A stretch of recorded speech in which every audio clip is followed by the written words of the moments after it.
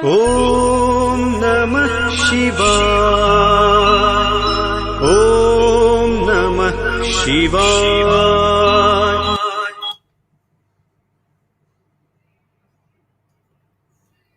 हर हर महादेव, जय हिंद, वंदे मातरम। आपको मैं नज़र भी आ रही हूँ और मेरी आवाज़ बराबर आ रही है? प्लीज़ बता दीजिए if you can hear me. Singer Shubham Lakhera hello, Indra Shekhar hello, B political hello सभी को, और मेरी तरफ से भी सभी को हेलो। मुझे सिर्फ मालूम करना है that everybody can hear me, I mean whoever is watching me can hear me, and I'll wait for some time because मैं वेट कर रही हूँ कि थोड़े लोग और जुड़ें। और today I am going to introduce you to Dr. Preeti Nigam. Dr. Preeti Nigam is BS Computer Engineer, MBA, MIS, PhD Supply Chain Management इन्होंने किया है, have changed her religion few times and back to Sanatan Dharam. She is back to Sanatan Dharam. ये Canada में रहती हैं। इन्होंने अपना job Canada post में क्विट कर दिया है और अभी पूरे टाइम सनातन धर्म को ऑनलाइन प्रचार कर रही हैं। Now we'll know a lot about this, that what exactly she does. और उन्होंने अपना जॉब भी त्याग दिया है, that's a very big thing. इन्होंने बहुत वीडियोस बनाए हैं इन ह्यूमैनिटी, इस्लाम, सनातन धर्म, चाइल्ड मैरिज, हलाल और नियोग पर, और भी बहुत सारे विषय हैं जिन पे इन्होंने, और इनका खुद का भी एक यूट्यूब चैनल है which you must watch. Like मैंने लास्ट टाइम आपसे कहा था जब मैंने लाइव कॉल्स लिए थे, तो I had told that you should watch her because she really makes very good videos.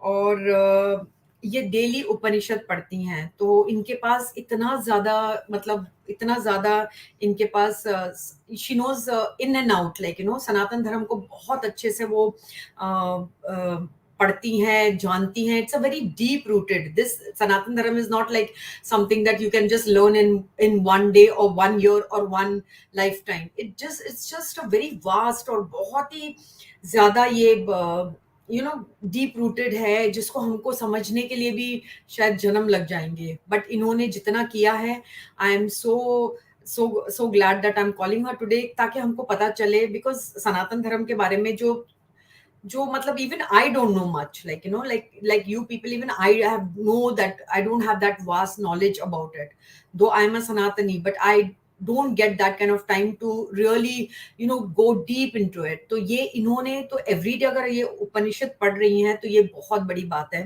So I will not take more time, I will just introduce her, Dr. Preeti Nigam. I'll add her to the stream. नमस्ते Preeti ji, how are you? नमस्ते, धन्यवाद मुझे बुलाने के लिए। Thank you सो, नहीं आपका आभार कि आप मेरे चैनल पर आई हैं, बहुत बहुत आभार।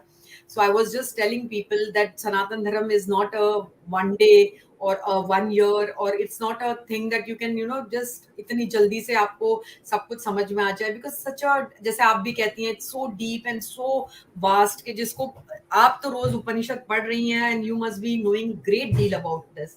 हम तो फिर भी इतने ज्यादा इसमें वो नहीं है। आपको तो, आपके वीडियोस भी मैंने देखे हैं, आपने बहुत सारी चीजें कवर की है, बहुत ज्यादा। So today I would like to introduce people, and I'm sure they must have seen your videos too. मतलब ऐसा होगा कि आपके बहुत सारे वीडियोस निकलते हैं और आप बहुत अच्छा वीडियोस बनाती हैं और आपको इतनी ज्यादा नॉलेज है, तो हमें भी थोड़ा ज्ञान दीजिए। And I would start with Preeti ji ke how was your journey? I mean, how was your childhood and how was your journey? What happened in your childhood and how did you go to Canada? What exactly was your childhood like? पहले तो मैं आपका धन्यवाद करना चाहूंगी, आपने मेरे लिए कुछ ज्यादा ही बोल दिया। मैं इतना कुछ नहीं जानती। हम सभी जो हैं इस जिज्ञासु हैं और सभी सीकर्स हैं जी। तो मैं बचपन से, मेरे पेरेंट्स जो थे, मेरे फादर जो थे वो मदरसे में पढ़े थे। और you are an ex-Muslim, if I'm नहीं, not मैं मुस्लिम नहीं हूँ। मेरी मदर हिंदू है और शिव जी को मानती थी, क्योंकि शिव जी जल्दी प्रसन्न हो जाते थे, इसलिए वो शिव जी को मानती थी। जी। और मेरे फादर जो थे वो वो बचपन में मदरसे में जाते थे, उनके घर में ये रूल था कि लड़कियाँ सब हिंदी पढ़ेंगी और लड़के सब उर्दू पढ़ेंगे। तो मेरे फादर को हिंदी भी नहीं आती थी और बचपन में हमारे घर में कोई म्यूज़िक वग़ैरह भी नहीं सुनता था और इसलिए मैं कोई गाने भी नहीं जानती, ना मैं सुनती हूँ। मेरा बिल्कुल उसी तरह से अपब्रिंगिंग है, बट मैंने कोई कलमा वग़ैरह नहीं पढ़ा हुआ है, पर काफ़ी कुछ वैसे ही था और तो मैं बचपन से बहुत जिज्ञासु थी और मैं एक क्रिश्चियन स्कूल में जाती थी जो पास में था और वहाँ जी, पर वो लोग डेली जैसे चर्च में सर्विस होती है ऐसे वो स्कूल में करते थे। जी, तो मैं बचपन में हमारे वहाँ पे मॉरल साइंस और स्क्रिप्चर्स की क्लास होती थी। तो मैं बहुत गॉड को बहुत ज़्यादा मानती थी। मतलब मैं अंदर से ही बहुत अ, मैं पर किसी से जानती नहीं थी, मतलब ऐसे एज़ सच किसी से बातचीत नहीं करती थी, पर अंदर से मुझे बहुत मतलब वो मेरा अपने थे, जिससे मैं अपने सुख-दुःख कहती थी। जैसे बचपन में मुझे कोई भी शिकायत या कुछ भी वो करनी हो, मैं बहुत इंट्रोवर्टेड थी और अगर कोई मुझसे बुरी बात भी कह देता था, तो मेरे मुँह नहीं खुलता था। बस मैं अपने भगवान से ही बात करती थी, उस टाइप की थी मैं। और मैं क्लास में फर्स्ट आती थी और जो स्क्रिप्चर वाली मैडम थी वो हमें बताती थी कि अगर आप जीसस को मानोगे तभी आप हेवन जाओगे। तो मैंने इसमें सोचा बहुत कि अगर एक डाकू अंगुलीमाल, मैंने अपनी टीचर से पूछा कि अगर मान लो उसने पूरा जीवन डाकू वाला काम किया है और एक तरफ एक आदमी है उसने जीसस को नहीं माना, पर वो बहुत अच्छा आदमी है, उसने पूरी उम्र अपनी बहुत लोगों की सेवा करी है और वो बहुत सच बोलता है और उसमें सारे गुण हैं।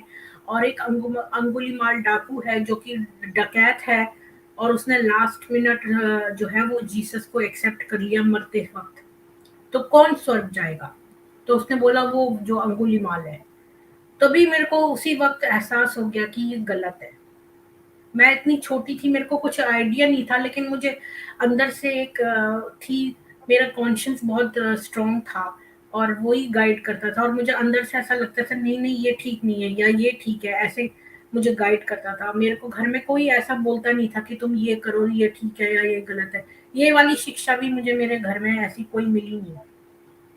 जी, लेकिन मेरा अपना कॉन्शियस ही उसी वक्त ने डिसाइड कर लिया कि ये तो बात गलत कह रही है, ये तो हो ही नहीं सकता कि कोई जो है। और फिर मैंने इतना सोचा कि जो लोग जीसस से पहले हुए फिर उनका क्या हुआ, वो लोग स्वर्ग गए या नरक गए। तो ये बातें मुझे बचपन में बहुत सारी चीजें, मेरे पास बहुत क्वेश्चंस होते थे, जो लोग कहते थे वो भी बहुत, मेरे को और ज्यादा आइडिया भी नहीं था चीजों का।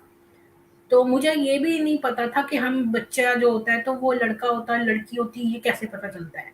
ये वाले इस टाइप के बेसिक क्वेश्चंस भी मेरे को मालूम नहीं थे। जी, तो एनीवेज, लेकिन मैं ये सब मैं खाली सोचती थी कि जीसस तो लड़के से लगते हैं तो वो फादर नहीं है। मैं जीसस को मैं गॉड को एज फादर जो है वो वर्शिप करती थी, तो वो उस स्ट्रक्चर में फिट नहीं होते थे। मैं मस्जिद भी गई हूँ पर एक सर्टेन एरिया तक रेस्ट्रिक्टेड था, वो अंदर कुछ भी नहीं था उसमें, तो खाली रखने की वो थी जो कमूरे से बने होते हैं और वो ताक होती है जिसपे किताब रख सकते हैं, उस टाइप से। तो वो भी मेरे को, वो तो मेरे को कुछ ज़्यादा अच्छा नहीं लगता था। मुझे सूफ़ी की तरफ बहुत इंटरेस्ट था, सूफ़ी संगीत की तरफ। मैं सोचती थी सारे रिलिजन्स एक ही से जैसे हैं। तो जी, जब मेरी मैरिज हुई उसके बाद मैं विदेश आई, तो इसके बाद मुझे ज़्यादा क्रिश्चियनिटी की तरफ रुझान हुआ, क्योंकि जब मैं अकेली रह गई और मतलब मेरा हस्बैंड और मेरा गोत्र एक ही था। तो हम लोग जो हैं वो भाई-बहन हुए एक तरह से, तो हम लोगों ने म्यूचुअल कंसेंट से डिवोर्स कर लिया था। तो फिर मैं अकेली रह गई, मैंने उससे कोई मनी भी नहीं लिया था और मुझे बहुत सहारे की भी ज़रूरत थी। तब मंदिरों ने मेरा उस समय कुछ ऐसा सपोर्ट नहीं किया जितना चर्चेज़ ने किया। और चर्च में मुझे जाकर लोगों की गैदरिंग भी मिली और चर्च हर जगह थे, मंदिर खाली, जैसे पूरे ऑttawa में एक मंदिर है। जबकि जी, चर्च जो है वो बहुत टाइप के हैं और कहीं भी मैं सोचती थी उससे क्या फ़र्क पड़ता है, बिल्डिंग ही तो है, हम तो गॉड को मान रहे हैं, चाहे किसी को भी मानो। और तो मैं जब 17 साल मैं क्रिश्चियन रही, मैंने बैप्टिज़्म भी करवा ले लिया था और जी, मतलब मैं सोचती थी कि मतलब मैं मन में तो है गॉड ही बोलूँगी, लेकिन वो बुलवाते थे कि बोलो कि Jesus is, I accept Jesus as मैं, तो उस समय मैं चुप हो जाती थी, क्योंकि मुझे लगता था कि मतलब मैं 100% तो नहीं हूँ कि खाली जीसस ही हैं, और भी तो हो सकते हैं, क्योंकि हम सभी चिल्ड्रन ऑफ गॉड हैं। तो वो कहते थे कि जीसस सन ऑफ गॉड है, तो इसलिए मैं ये बात सोचती थी और उस वक्त मैं चुप हो जाती थी। फिर मैं इंडिया आई, फिर मेरे फादर राधा स्वामी फेथ में थे, तो मैं उस फेथ से भी बहुत प्रभावित हुई और मैं राधा स्वामी उसकी दीक्षा, पहला उपदेश भी ले लिया मैंने, और मैं वहाँ जाती थी दयाल बाग में, और मुझे बहुत अच्छा लगता था, और वो लोग मुझे बहुत हाई उसके लगते थे, और उनकी फिलॉसफी और उनके चक्रों का मेडिटेशन और ये सब मुझे बहुत प्रभावित किया। मैंने सोचा यही सबसे हाईएस्ट है। और मेरी मदर जो थी वो फिर भी बोलती थी कि ये लोग जो है इस जन्म की परवाह न करके अगले जन्म की करते हैं, अरे जो जन्म मिला है उसकी तो पहले चिंता करो। तो मेरी माँ ऐसे बोलती थी, वो जो शिव जी को मानती थी, और डेली मेरी माँ पूजा करके और फिर ही ब्रेकफास्ट करती थी। तो मैं देखती थी, और मैं अपनी माँ की भी वो रखती थी, का ध्यान रखती थी, लेकिन मैं सोचती थी ईश्वर तो एक ही है। मेरे फादर कहते थे कि अगर तुम गुरु के बिना ईश्वर प्राप्त नहीं हो सकता, तो उनसे भी मेरी आर्ग्यूमेंट होती थी। तो फिर मैंने राधा स्वामी फेथ भी, जब मेरे फादर की डेथ हो गई, और फिर मैंने राधा स्वामी फेथ भी इसलिए छोड़ दिया क्योंकि एक तो वो कहते थे कि उन्होंने एक किताब लिखी है यथार्थ प्रकाश, जो कि जवाब है सत्य, दयानंद सरस्वती जी का जो सत्यार्थ प्रकाश है उसका जवाब उन्होंने यथार्थ प्रकाश में दिया है। वो किताब मेरे पास थी, क्योंकि मेरे फादर जो थे वो एक बहुत पिलर थे राधा स्वामी फेथ के, और वो राधा स्वामी फेथ समझ लीजिए जैसे मुस्लिम मुस्लिम फेथ विदाउट अल्लाह है, और उसमें भी विमेन और मेन सेपरेटेड रहते थे, लेकिन वो सब सेवा भाव बहुत था, सेवा करनी है टाइप्स में। और वो लोग मांस मच्छी अंडा अंडा भी नहीं खाते हैं। तो वो बहुत दयालु किस्म के फेथ मुझे लगा। और जैनियों का जो फेथ है जैसे हिंदुइज्म में, वो एकदम पराकाष्ठा का एक्सट्रीम फेथ है। वो लोग तो मास्क पहनते हैं ताकि कोई जीवाणु जो है वो भी अंदर सांस के द्वारा ना मर जाए। तो मुझे उससे बड़ा प्रभाव पड़ा, लेकिन मैं दोनों का ध्यान रखती थी, अपनी माँ का भी और अपने फादर का भी। फिर मेरे फादर की डेथ होने के बाद मैंने सोचा ये लोग उर्दू क्यों इस्तेमाल करते हैं राधा स्वामी फेथ में। तो जब तक मुझे इसका आंसर नहीं मिलेगा, क्योंकि मैंने एक्चुअली में एक वीडियो देख लिया, उसमें एक जिहादी बोल रहा था कि हम पैराडाइज जाएंगे मरने के मतलब। तो मुझे लगा इतने सारे इनोसेंट, अगर एक इनोसेंट को भी मार दें, 18 अष्टादश पुराणेषु वस्या व्यासस्य वचनद्वयम् पापाय पुण्याय नहीं पापाय प्रतीकनम ऐसा है कुछ। तो वो 18 पुराणों का एक ही वो है कि अगर आप पाप करेंगे तो आप जो है वो सिन को प्राप्त होंगे, और अगर आप पुण्य करेंगे तो मतलब लोगों का परोपकार करेंगे तो आप पुण्य को प्राप्त होंगे। तो अगर एक व्यक्ति को मारने से पाप इतना बढ़ सकता है, तो ये जिहादी इतने लोगों को मारते हैं, तो कितना ये पाप लेते हैं अपने मोल। और ये ऐसे ही बोल रहा है कि ये पैराडाइज जाएगा, तो क्या वाकई में कुरान में लिखा है? तब से मैंने कुरान पढ़नी शुरू करी और ये चीजें अपने आप से एज अ हॉबी पढ़नी शुरू करी। तो मैंने बहुत उसमें पाया कि बहुत ही विरोधाभास और ये ह्यूमैनिटी के खिलाफ है। तो मैं उसको और देखती गई कि कहीं कोई मिसप्रिंट है या ऐसा कुछ है नहीं है, क्योंकि तो बोलते हैं बहुत पीसफुल है वो। तो मैंने जितना पढ़ा उतना गंदगी मुझे निश्चित होने लगी। और जब मैंने 1-2 साल तक मैंने अध्ययन कर लिया इसका, तो मुझे इतनी गंदगी और वो नज़र आने लग गई इसकी कि अब और गंदगी ढूँढने का मैंने सोचा कोई फ़ायदा नहीं है। फिर इसके बाद अ, तो मैंने सना यहाँ पर राधा स्वामी की जो वीकली वो होती थी, वो भी जाना बंद कर दिया। मैंने उनसे प्रश्न पूछा, आप लोग उर्दू क्यों इस्तेमाल करते हैं जो जिहादी करते हैं? तो हमारे संस्कृत और हिंदी में क्यों नहीं? तो जब तक मुझे इसका जवाब नहीं मिलता मैं ये नहीं करूँगी। बस इतनी मेरी जर्नी है, और फिर मैं वीडियोज़ बनाने लगी। अच्छा, तो मतलब आपने तीनों पहलू देखा, हिंदुइज्म और क्रिश्चियनिटी और हिंदुइज्म, क्रिश्चियनिटी एंड इस्लाम। आप मतलब तीनों में वेल वर्स्ड हैं, आपने जाना कि तीनों कैसे हैं, मतलब आप रह चुकी हैं। जैसे आपने क्रिश्चियनिटी में थोड़ा वक्त गुजारा, थोड़ा नहीं 17 साल गुजारे, हाँ, तो मैंने आपको डिफरेंट उसमें भी मतलब मैं ज़्यादातर प्रोटेस्टेंट्स की डिफरेंट फेथ्स में गई हूँ, पर मैंने बहुत सारे Jesus Christ of latter day saints को मैं इतना नहीं मानती हूँ।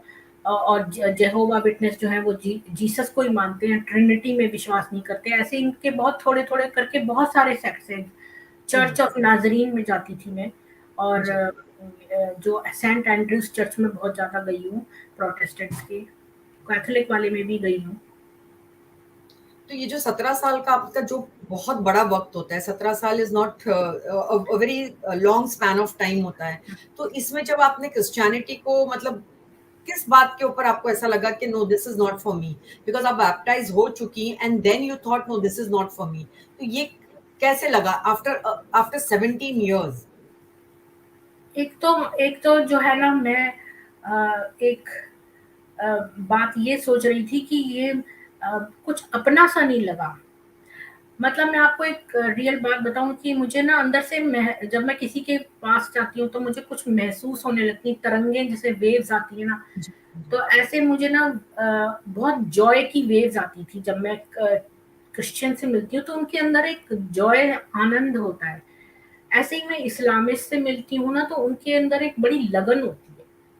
मतलब बहुत लगन की फीलिंग आती है मेरे पास, तरंगे आती हैं उसकी, अ, वाइब्स। हुँ, जो हाँ, कि मतलब उनके अंदर बहुत ज़्यादा पैशन या डेडिकेशन बोल लीजिए, हुँ, वो बहुत ज़्यादा है, उसकी वेव्स आती है मेरे पास। लेकिन वो जो एक क्या बोलेंगे, मासूमियत या इनोसेंस को क्या बोलेंगे हिंदी में? इनोसेंस जी, इनोसेंस मतलब बहुत मासूम, जो बहुत ही हाँ, हाँ, तो बच्चे की तरह। हाँ, तो वो जो इनोसेंस की फीलिंग है ना, वो मुझे हिंदुओं से आती है। तो जब मैं हिंदुओं के पास होती हूँ ना, तो वो एक वेव सी आती है इनोसेंस की, और वो मेरी अंदर एक इनहेरेंट वेव अपने आप में है। जी, तो जब मैं क्रिश्चियंस के साथ थी ना, तो मेरे पास जॉय था, जो मेरे अंदर इनहेरेंट नहीं था बचपन से। मेरे अंदर जो था, लगन में लेने लग गई थी बाद में, पर जो मैं जिससे पैदा हुई थी वो एक इनोसेंस था। इसके बाद मैं लगन लेने लग गई, जब मैं पढ़ने में ज़्यादा डूब जाती थी किसी चीज़ में, तो लगन वाली फीलिंग आ जाती थी, जी। और जॉय मेरे अंदर से मिसिंग था। तो जब मैं क्रिश्चियनिटी में गई, तो ये वही जॉय था जिसने मुझे अट्रैक्ट किया, क्योंकि वो चीज़ मेरे अंदर नहीं थी इतनी। मतलब मुझे दुःख ज़्यादा था मेरे जीवन में, बहुत तरह का दुःख था। तो बहुत मैंने स्ट्रगल किया, अब जाके मैं थोड़ी वो हुई हूँ, लेकिन मैंने बहुत अपनी लाइफ में स्ट्रगल किया। अ, तो वो चीज़ जो मिसिंग थी उसी ने अट्रैक्ट किया, लेकिन थोड़े समय बाद मुझे लगने लगा कि वो इनोसेंस मिसिंग है, और कुछ अपने से नहीं लगे। हुँ, मतलब इतने सालों मैंने इतना सब, वो लोग इतने प्यार से मिलते, मेरी हेल्प भी करते, पर मुझे लगा ये लोग मेरे नहीं हैं। मुझे अपने से नहीं लगे वो। मतलब ये इतनी क्रूड बात है अगर मैं ऐसे कहूँ, पर वो लोग भी अपने हैं, पर वो एक चीज़ थी जो मैं बता नहीं पा रही हूँ। जी। मैं आपसे एक आपको इंटरप्ट करूँगी, एक बात पूछूँगी कि आपको ऐसा लगता था कि क्योंकि मैं क्रिश्चियनिटी में हूँ, ये लोग मुझे प्यार करते हैं और मुझे इतना ये मैंने देखा है, क्योंकि मैंने खुद भी ये महसूस किया है दैट अगर हम उनके हो जाएँ, तो दे विल शावर पूरा प्यार आपके ऊपर निछावर कर देंगे। लेकिन कभी उनको ऐसे पता लग जाता है कि दिस पर्सन इतने दिल से वो नहीं कर रहा है, तो उनमें वो एक रिज़र्वनेस आ जाता है। क्या आपने वो महसूस किया? देखिए, मैं जब चर्च में जाती थी ना, तो एक ग्रुप तो था जो व्हाइट्स का था, एक ग्रुप था जो अपने हो गए ब्लैक्स का। अब जो हिंदुस्तानी हैं, उसमें से ज़्यादातर साउथ इंडियंस थे उसमें, जी, और इतने थे भी नहीं। मैं उसमें तो एक ही था। मैं जनरली ऐसी जगहों पर रही हूँ जहाँ पर व्हाइट डोमिनेशन था, और वो लोग बहुत आत्मीय भी थे, मेरी हेल्प भी बहुत कराई। कई चर्चेज़ में तो मुझे बहुत ही अच्छा लगा, वो लोग तो मेरे बिना कहे भी हेल्प कर देते थे। तो इतना तो कोई हिंदू भी नहीं किसी हिंदू की हेल्प करता, वो तो मैं यही कहूँगी। बल्कि मंदिर क्या, मतलब हिंदू भी किसी के लिए इतना नहीं करता जितना ये लोग करते हैं। पर वो एक बात थी जो मिसिंग थी। वो जी। चीज़ जो हृदय हृदय को समझता है ना, वो जो तरंग आती है, मैं कह नहीं पा रही हूँ। मैंने ये सोचा भी नहीं, अभी आपने पूछा तो मेरे दिमाग में बस मैं बोलती जा रही हूँ। मैंने ऐसे कुछ प्रिपेयर करके नहीं सोचा। जी। तो मतलब फिर क्रिश्चियनिटी से आप फिर पहले इस्लाम आपने पढ़ा, मतलब आपने कुरान पढ़ी, उस मतलब क्रिश्चियनिटी के बाद आपने पढ़ी, थोड़ा-सा उसका अध्ययन किया कि देखो मैं इसमें क्या है? नहीं, फिर मैं राधा स्वामी फेथ में चली गई जब मैं अच्छा, हाँ, इंडिया हाँ, वापस चली गई। ओके, ओके, इसके फिर आप बाद राधा जब मैं वापस से यहाँ आई, तो मैंने फिर से चर्च कर लिया, क्योंकि मेरे को चर्च में आसानी रही, और मैंने पहले वो भी नहीं मेरे पास था, क्या बोलते हैं, राधा स्वामी उसको ज्वाइन करने का। तो मैंने सोचा ईश्वर तो एक ही है, उसमें क्या हुआ। और अ, लेकिन फिर मैंने वो ज्वाइन कर लिया था राधा स्वामी उसका भी। वहाँ भी जाती थी और चर्च भी जाती थी। तो संडे को चर्च का होता था और सैटरडे को राधा स्वामी उसका। तो दोनों में जाती थी मैं, सैटरडे संडे। और जी तब मैं पढ़ भी रही थी। तो फिर मेरे को ये भी था कि मैं बिज़ी रहती थी वीक्स में। जी। तो फिर मेरे को जब मैंने वो वीडियो देखा ना जिहादी वाला, तब से मैंने कुरान का और वो सब पढ़ना शुरू करा। सिर्फ ये कि देखने के लिए क्या है क्या, हाँ, जस्ट टू मतलब मैंने नो क्रॉस चेक कर, मैं किसी की बात पर विश्वास नहीं करती कि कोई ऐसे कह दे तो। मैं हर बात को क्रॉस चेक करके देखती हूँ कि ये क्या सही है या मुझे ऐसे ही बोल रहे हैं ये। जी। अच्छा, तो फिर आप इसमें रही कि थोड़ा राधा स्वामी में आप जाती थी सैटरडेज को, और संडे को आप चर्च जाती थी। तो ये दोनों चीज कैसे छूटी आपसे? फिर ये दोनों चीज आहिस्ता आहिस्ता करके कैसे आप अलग हो गई इन दोनों चीजों से? मैंने अपना घर चेंज कर लिया। मैंने मैरिज कर ली। मुझे बहुत टाइम से कोई लड़का नहीं मिल रहा था शादी करने के लिए, क्योंकि सब लोग रह के देखना चाहते थे, और मतलब वो लोग लिव इन करके फिर करते हैं, और मैं ऐसा नहीं चाहती थी। तो मुझे संयोग से जो है एक ऐसा लड़का मिल गया जो मुझसे वैसे ही शादी करना चाहता था, जी। कुछ समय मिलने के बाद। और तो मैंने फिर उससे शादी कर ली। और जी। इसलिए मैंने अपना घर भी बदल लिया, और मेरा घर वहाँ से चला गया दूर। तो मैं इतनी दूर से कोई चर्च नहीं अटेंड करने जाती। और मैंने राधा स्वामी वालों को भी लिख दिया कि आपका उर्दू का जब तक ये क्लियर नहीं होता तब तक मैं नहीं आऊँगी। अच्छा, तो मुझे तो नहीं पता राधा स्वामी जी के, वो जो ब्यास में जो उनका मेन सेंटर है वो ही नहीं, है? 2 हैं राधा स्वामी, एक ब्यास वाले हैं और एक दयालबाग वाले हैं। तो जो ब्यास वाले हैं, उनको तो हम लोग नहीं मानते। मेरे नाना-नानी उसमें गए थे, तो वो थूक कर प्रसाद उन्होंने दिया था, तो वो मेरे उन्होंने देख लिया था। तो ओ। तब से फिर वो डाउट क्रिएट हो गया, और तब से हम वहाँ पर नहीं कभी गए। और ये अच्छा। नहीं पता कि हर कोई ऐसा करता है कि नहीं, पर मेरे नाना-नानी जिसमें गए थे वहाँ ऐसा हुआ था। और अच्छा। दयालबाग वालों को हम फॉलो करते हैं, जिनके गुरु हैं। तो जो पहले गुरु थे उनके, वो स्वयं गुरु थे, वो उनका कोई गुरु नहीं था। अच्छा। अच्छा। और फिर बाद में, और वहाँ पर ये भी होता है कि जो नेक्स्ट गुरु होता है, सबको सपने में आ जाता है कि अगला गुरु कौन होगा, और फिर वो डिसाइड होता है। ये ऐसे नहीं होता कि डेमोक्रेटिकली डिसाइड हो रहा है या कोई एक गुरु बन गया है। सबको ओके। सपने में आ जाता है कि अगला गुरु कौन होगा। ओ, तो मतलब फिर जो दूसरे गुरु बनते हैं तो वो सपने मतलब सभी लोगों को आ जाता है फिर? हाँ, और फिर वो लोग क्वेश्चन करते हैं उनको कि जो गुरु है उनको सपने में देखते हैं, फिर सब उनके पास जाके कहते हैं आप हमारे गुरु हैं। फिर वो मतलब जब बहुत लोग कहते हैं तो फिर वो गुरु उस बनना स्वीकारते हैं मुश्किल से। अच्छा। अच्छा। अच्छा, तो ये प्रोसीजर है उनका हाँ, कि तो ये सपने भी में मुझे आए। अच्छा लगा ये प्रोसीजर, मतलब इसमें कोई डाउट नहीं है, क्योंकि सबके मन में आ रहे हैं, और वो धार आती है, मतलब गुरु के ऊपर ईश्वर की धार आती है। तो इसलिए अच्छा। वो कहते हैं कि गुरु। और मैं वहाँ पर भी काफ़ी टाइम रही। वो गुरु भी बहुत इंटेलिजेंट हैं, आजकल सत्संगी साहब हैं, और वो आईआईटी से के थे पढ़े हुए, और वो बहुत इंटेलिजेंट भी हैं। और तो वहाँ पे मैं विश्वास करती हूँ। अभी भी मेरे पास मेल्स आती हैं, पर वो जो उर्दू का इस्तेमाल होता है वो मुझे नापसंद है। क्योंकि जी। खेतों में खड़े होके शुक्राना, मेहर और ये वर्ड्स यूज़ करते हैं, तो ये इस बात से मुझे आपत्ति थी।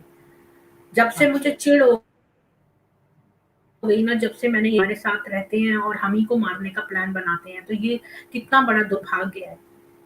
जी। अच्छा, तो फिर आपने पढ़ाई तो बहुत की, मतलब आपने तो मतलब पीएचडी भी किया, और आपने मतलब क्या किया है आपने, और दूसरा कंप्यूटर इंजीनियरिंग भी आपने किया है। तो फिर आप कनाडा में अपना काम छोड़कर आपने क्या सोचा? आपने जब काम छोड़ा, मतलब आपको अजीब सा नहीं लगा कि मेरा मतलब काम है? नहीं, पहले तो दुःख हुआ, पहले मैंने छोड़ दिया, इसके बाद मुझे दुःख हुआ मैंने बेकार छोड़ा, क्योंकि मुझे याद आने लगी काम की। तो फिर फिर मैंने सोचा नहीं, कोई फ़ायदा नहीं है, क्योंकि मेरे हस्बैंड बहुत अच्छी पोस्ट पे हैं और वो बहुत पैसे कमाते हैं, और इतने पैसों की हमें आवश्यकता ही नहीं है, क्योंकि अच्छा। जो है मेरे कोई बच्चा नहीं है, और हमारे जी। पास अपना घर भी है। तो अब मुझे क्या करना है पैसे जोड़ के? मेरे फादर ना ₹5 के नोट जोड़ते थे, जब मैं जी। इंडिया में थी। जब उनकी डेथ हुई ना, तो वो वहीं पर रह गए, और उस समय ना, हालाँकि ये बात मुझे पता थी, पर जब मैंने प्रत्यक्ष अपने सामने देखा, वो जो जोड़ते थे वो सब वहीं पड़ा था, वो डेथ हो गई उनकी। तो मेरे को लगा कि ये तो हम जब मर जाते हैं हम कुछ नहीं ले जा सकते, ये बात हमें पता है, पर उसकी रियलिटी मुझे उस समय बहुत जबरदस्त लगी कि ये तो कुछ भी फायदा नहीं है। तो मेरे को लगा कि अब कुछ भी जोड़ने से फायदा नहीं है। मैं ना कोई कपड़े खरीदती हूँ, ना मैं कोई कुछ चीजें खरीदती हूँ, कुछ नहीं खरीदती।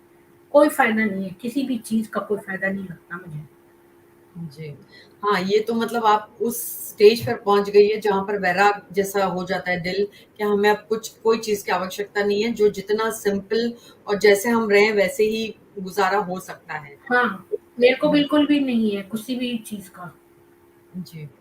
तो फिर आपने अपनी पढ़ाई और पढ़ाई के बाद आपने काम किया, काम के बाद आपने काम भी छोड़ दिया, फिर आपने यूट्यूब कैसे जॉइन किया? मतलब आपने क्या सोचा कि चलो मैं बात वीडियोज़ ये कि एक क्रिश्चियन था, वो अपना उस पर बड़ा वो हिंदू और रामायण वगैरह दिखाने लगा था अपने चैनल पे, तो वो मेरे मेरे से मुझे बहुत अच्छा लगता था उसका वो देखना।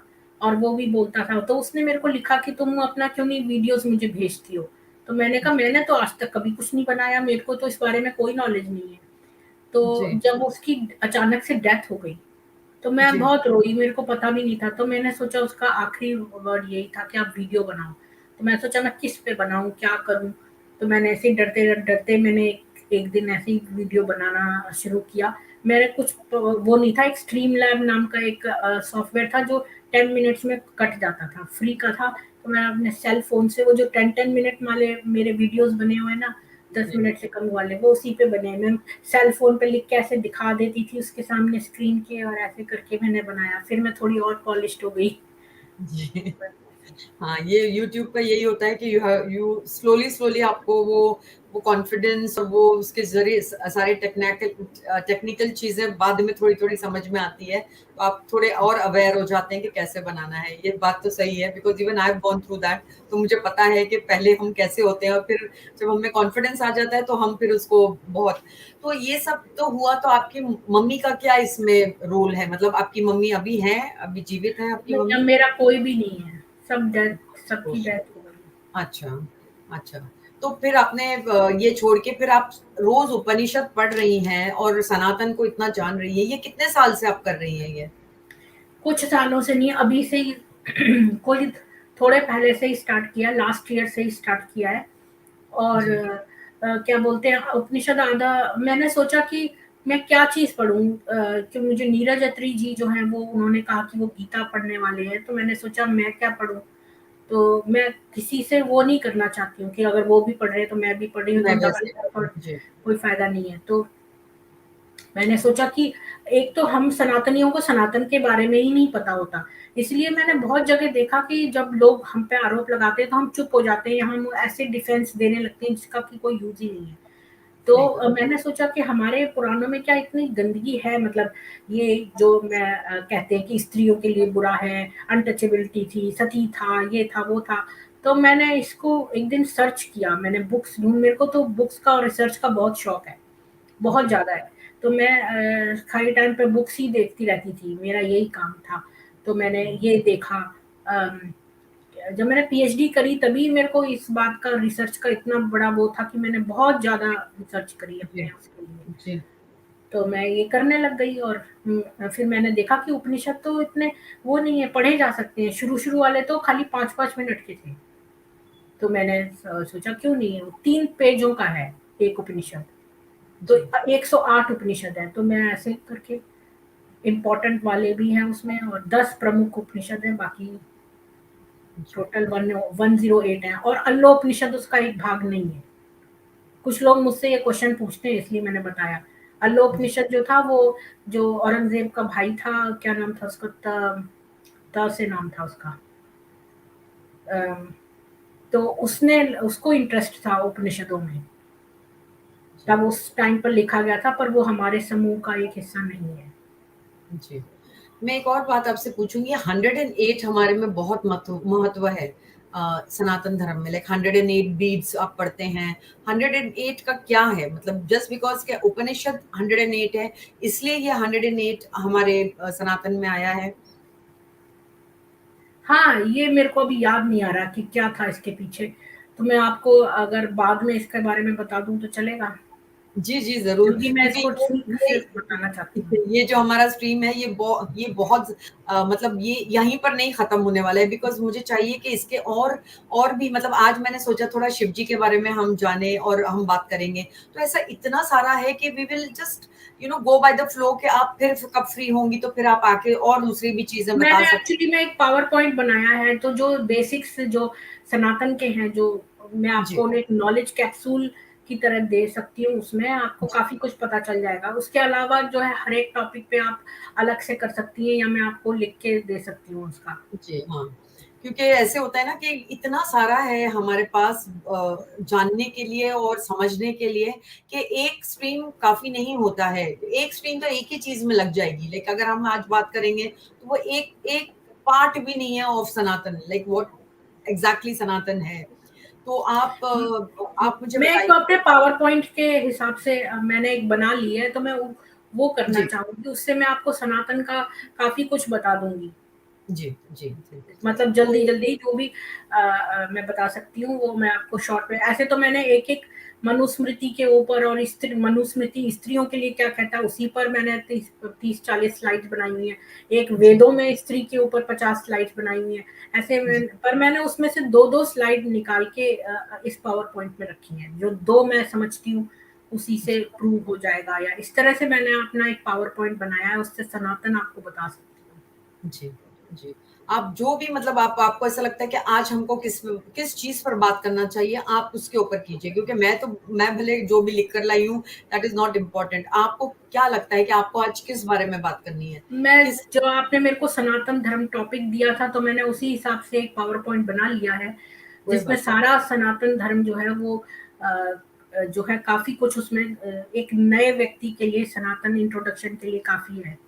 जी, वो जी, नॉलेज कैप्सूल है एक सनातन का, वो मैं आपको दे सकती हूँ। जी। वो मेरा खत्म हो जाएगा मैक्सिमम 35-40 मिनट्स में। अच्छा, जी, तो मैं आप शेयर करती हूँ जी, स्लाइड। जी,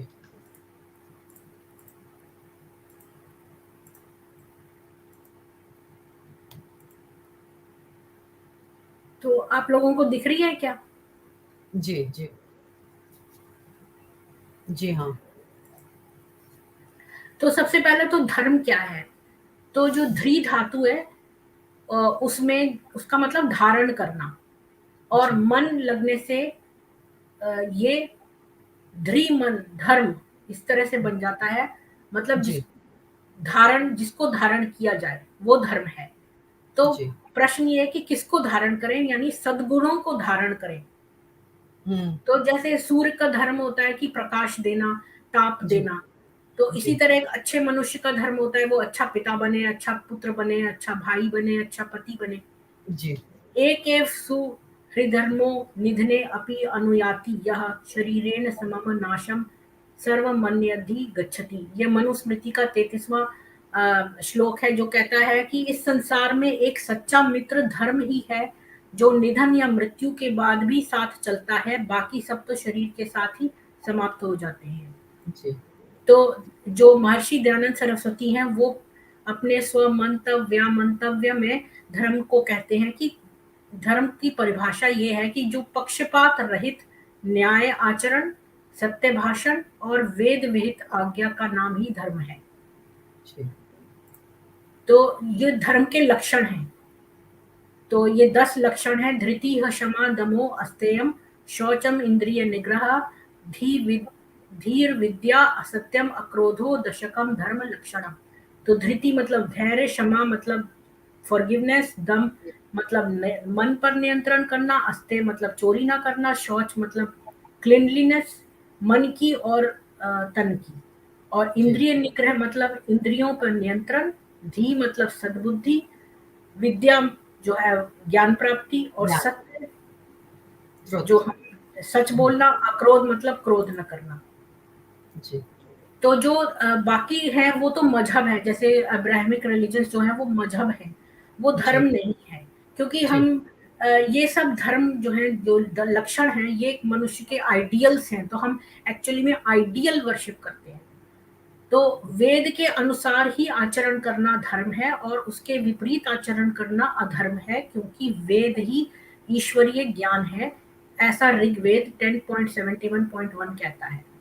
तो एक्चुअली ये मैंने ऋग्वेद खोल के देखा, तो ये जो है बृहस्पति देव जो ईश्वर हैं उनसे ये मनुष्य को प्राप्त हुआ वेद। तो वेद लोगों ने लिखा नहीं बैठ के, जैसे आप कुरान और जी जो बाइबल। देखते हैं और किताबें, तो उन लोगों जी ने जो उनके डिसाइपल्स थे बैठ कर लिखे उनके वचन, ऐसा नहीं है।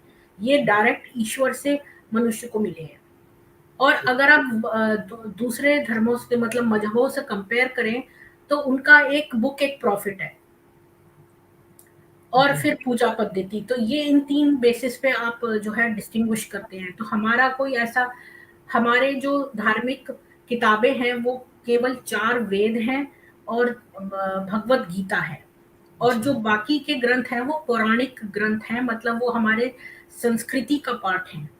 जी तो अब मैं आपको ब्रह्म, ब्रह्मांड और आत्मा, तो ये 3 महत्वपूर्ण चीजें हैं। ब्रह्म, ब्रह्मांड और आत्मा, ये 3 एलिमेंट्स हैं, 3 तत्व हैं। और ब्रह्म शब्द ब्रह धातु से बना है, जिसका मतलब है बढ़ना या फूट पड़ना। तो आपको बिग बैंग थ्योरी पता है कि जो पहले यूनिवर्स फ्रोजन था वो, और फिर बिग बैंग हुआ, मतलब एक एक विस्फोट हुआ और वो फूट पड़ा।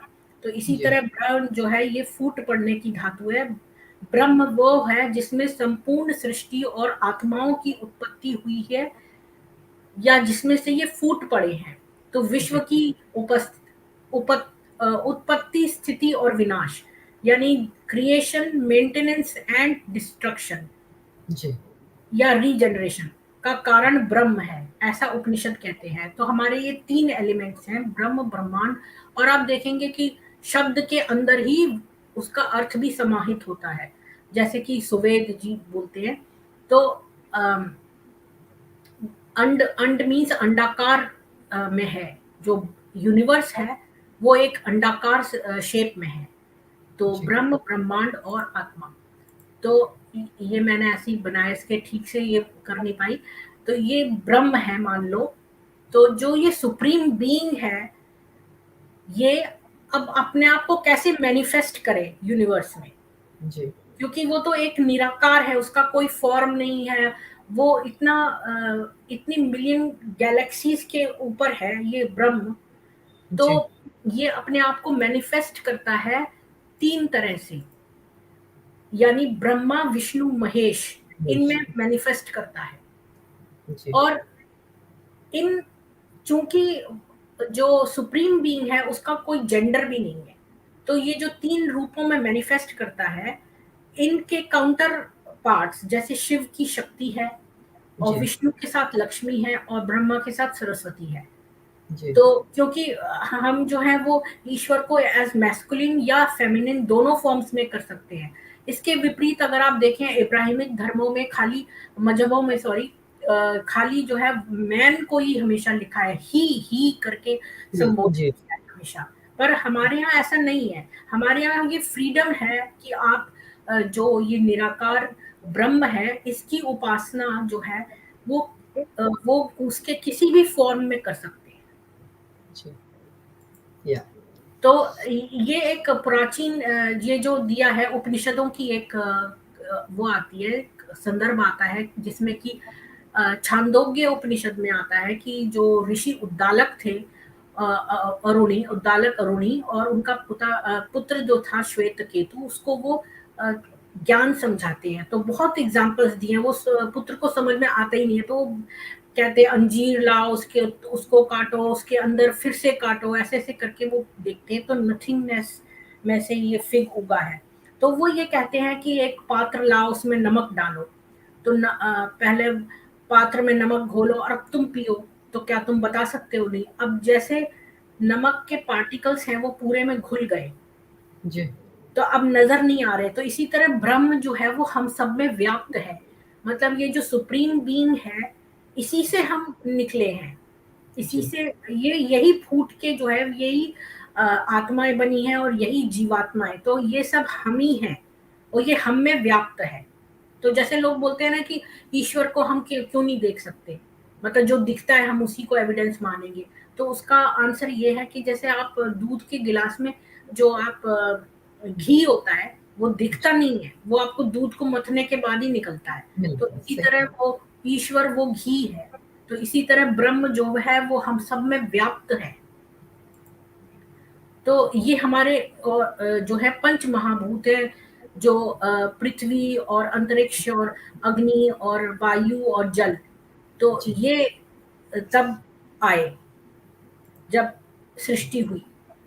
तो जो अब इनमें क्या डिफरेंस है, जो ब्रह्म है, जो सनातनी है हिंदू, अच्छा हिंदू नाम भी इसलिए आया क्योंकि वो सिंधु नदी के पास रहते थे और वो स का उच्चारण नहीं कर पाते थे, तो स से जो है वो सिंधु सिंधु कह के वो हिंदू हिंदू जी।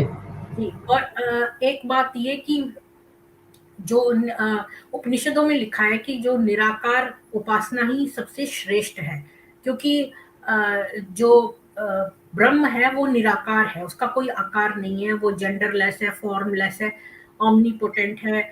तो ये इस तरह उपासना बेस्ट है। लेकिन अगर कुछ जो सीधे सच्चे लोग होते हैं, जो सिंपल लोग होते हैं, उनके लिए डिफिकल्ट होता है फोकस करना, तो वो एक साकार रूप में भी कर सकते हैं उपासना। तो उसको हम कहते हैं, जैसे हम लोग मूर्ति पूजा करते हैं तो उसके लिए लोग कहते हैं भाई आप क्यों मूर्ति पूजा करते हैं, तो वो इसलिए क्योंकि साकार उपासना आसान होती है। और भी आपको पता है कि जैसे आप किसी झंडे को सैल्यूट करते हैं तो वो आप कपड़े और डंडे को नहीं करते, आप उसके कंट्री को जो रिप्रेजेंट करता है उसको करते हैं, उसको करते हैं जी। तो उसी तरह से जो है वो साकार रूप में ईश्वर अवतरित हुए थे। तो मतलब जब जो ये ब्रह्मा विष्णु महेश हैं, तो विष्णु जी ने जब अवतार लिया, क्योंकि वो हेल्प करना चाहते थे ह्यूमन बीइंग्स की, तो वो ऐसे ही ऊपर से चमत्कार करके हेल्प नहीं कर सकते थे, तो उन्हें जन्म लेना पड़ा पृथ्वी पर मनुष्य के रूप में। तो जब वो जन्म लेते हैं मनुष्य के रूप में, तब वो अवतार कहला जाते हैं, और उनकी शक्लें जो है लोगों ने देखी होती है। तो एनीवेज, तो बैक टू द स्लाइड कि ये जो ब्रह्म है वो परम तत्व का निराकार रूप है, जो निर्गुण और निराकार है। और जो परमात्मा हम कहते हैं वो परम तत्व का साकार रूप है, क्योंकि वो परम आत्मा है, क्योंकि हम सब जो है वो जीवात्मा है, और हमारे में जो बेस्ट है, परम है, वो परमात्मा सगुण और साकार है। और भगवान हम तब कहते हैं जब वही लीला करता है, जब वो अवतार लेता है।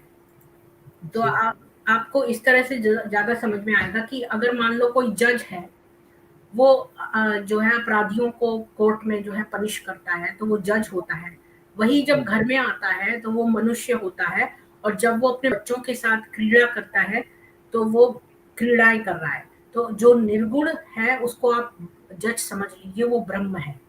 उसके बाद जब वो मनुष्य बनता है तो वो परमात्मा है, और जब वो बच्चों के साथ खेलता है तो वो भगवान है, क्योंकि वो लीलाएं करता है अपनी। तो तैत्रीय उपनिषद 1.8 में कहा है ओमिति ब्रह्म, मीन्स ओम, ओम ही ब्रह्म है। तो ये जो ओम लिखते हैं ना, यही ब्रह्म है।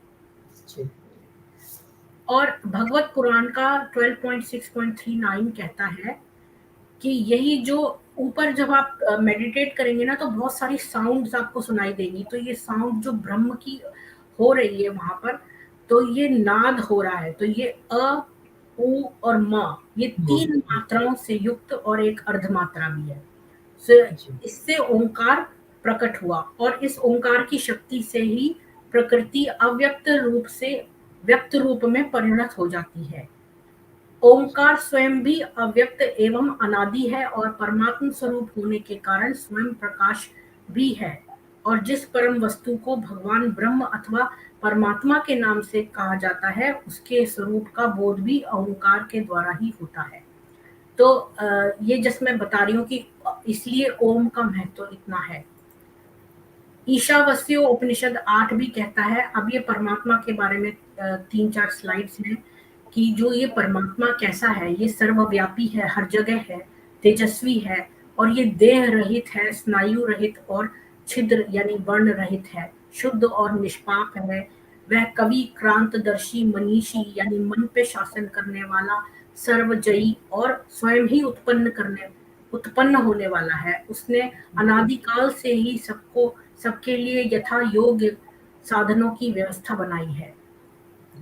और श्वेत्रो उपनिषद 6.8 कहता है कि उस जो निराकार जो फॉर्मलेस सुप्रीम बीइंग है, उसके कोई शरीर नहीं है और ना ही कोई इंद्रियां हैं, और उसके समान कोई, उससे बड़ा भी कोई नहीं है, और उसकी पराशक्ति यानी अदृश्य दिव्य शक्ति बहुत तरह से सुनी जाती है, और वह स्वभाव जन्य ज्ञान क्रिया और बल क्रिया वाला है।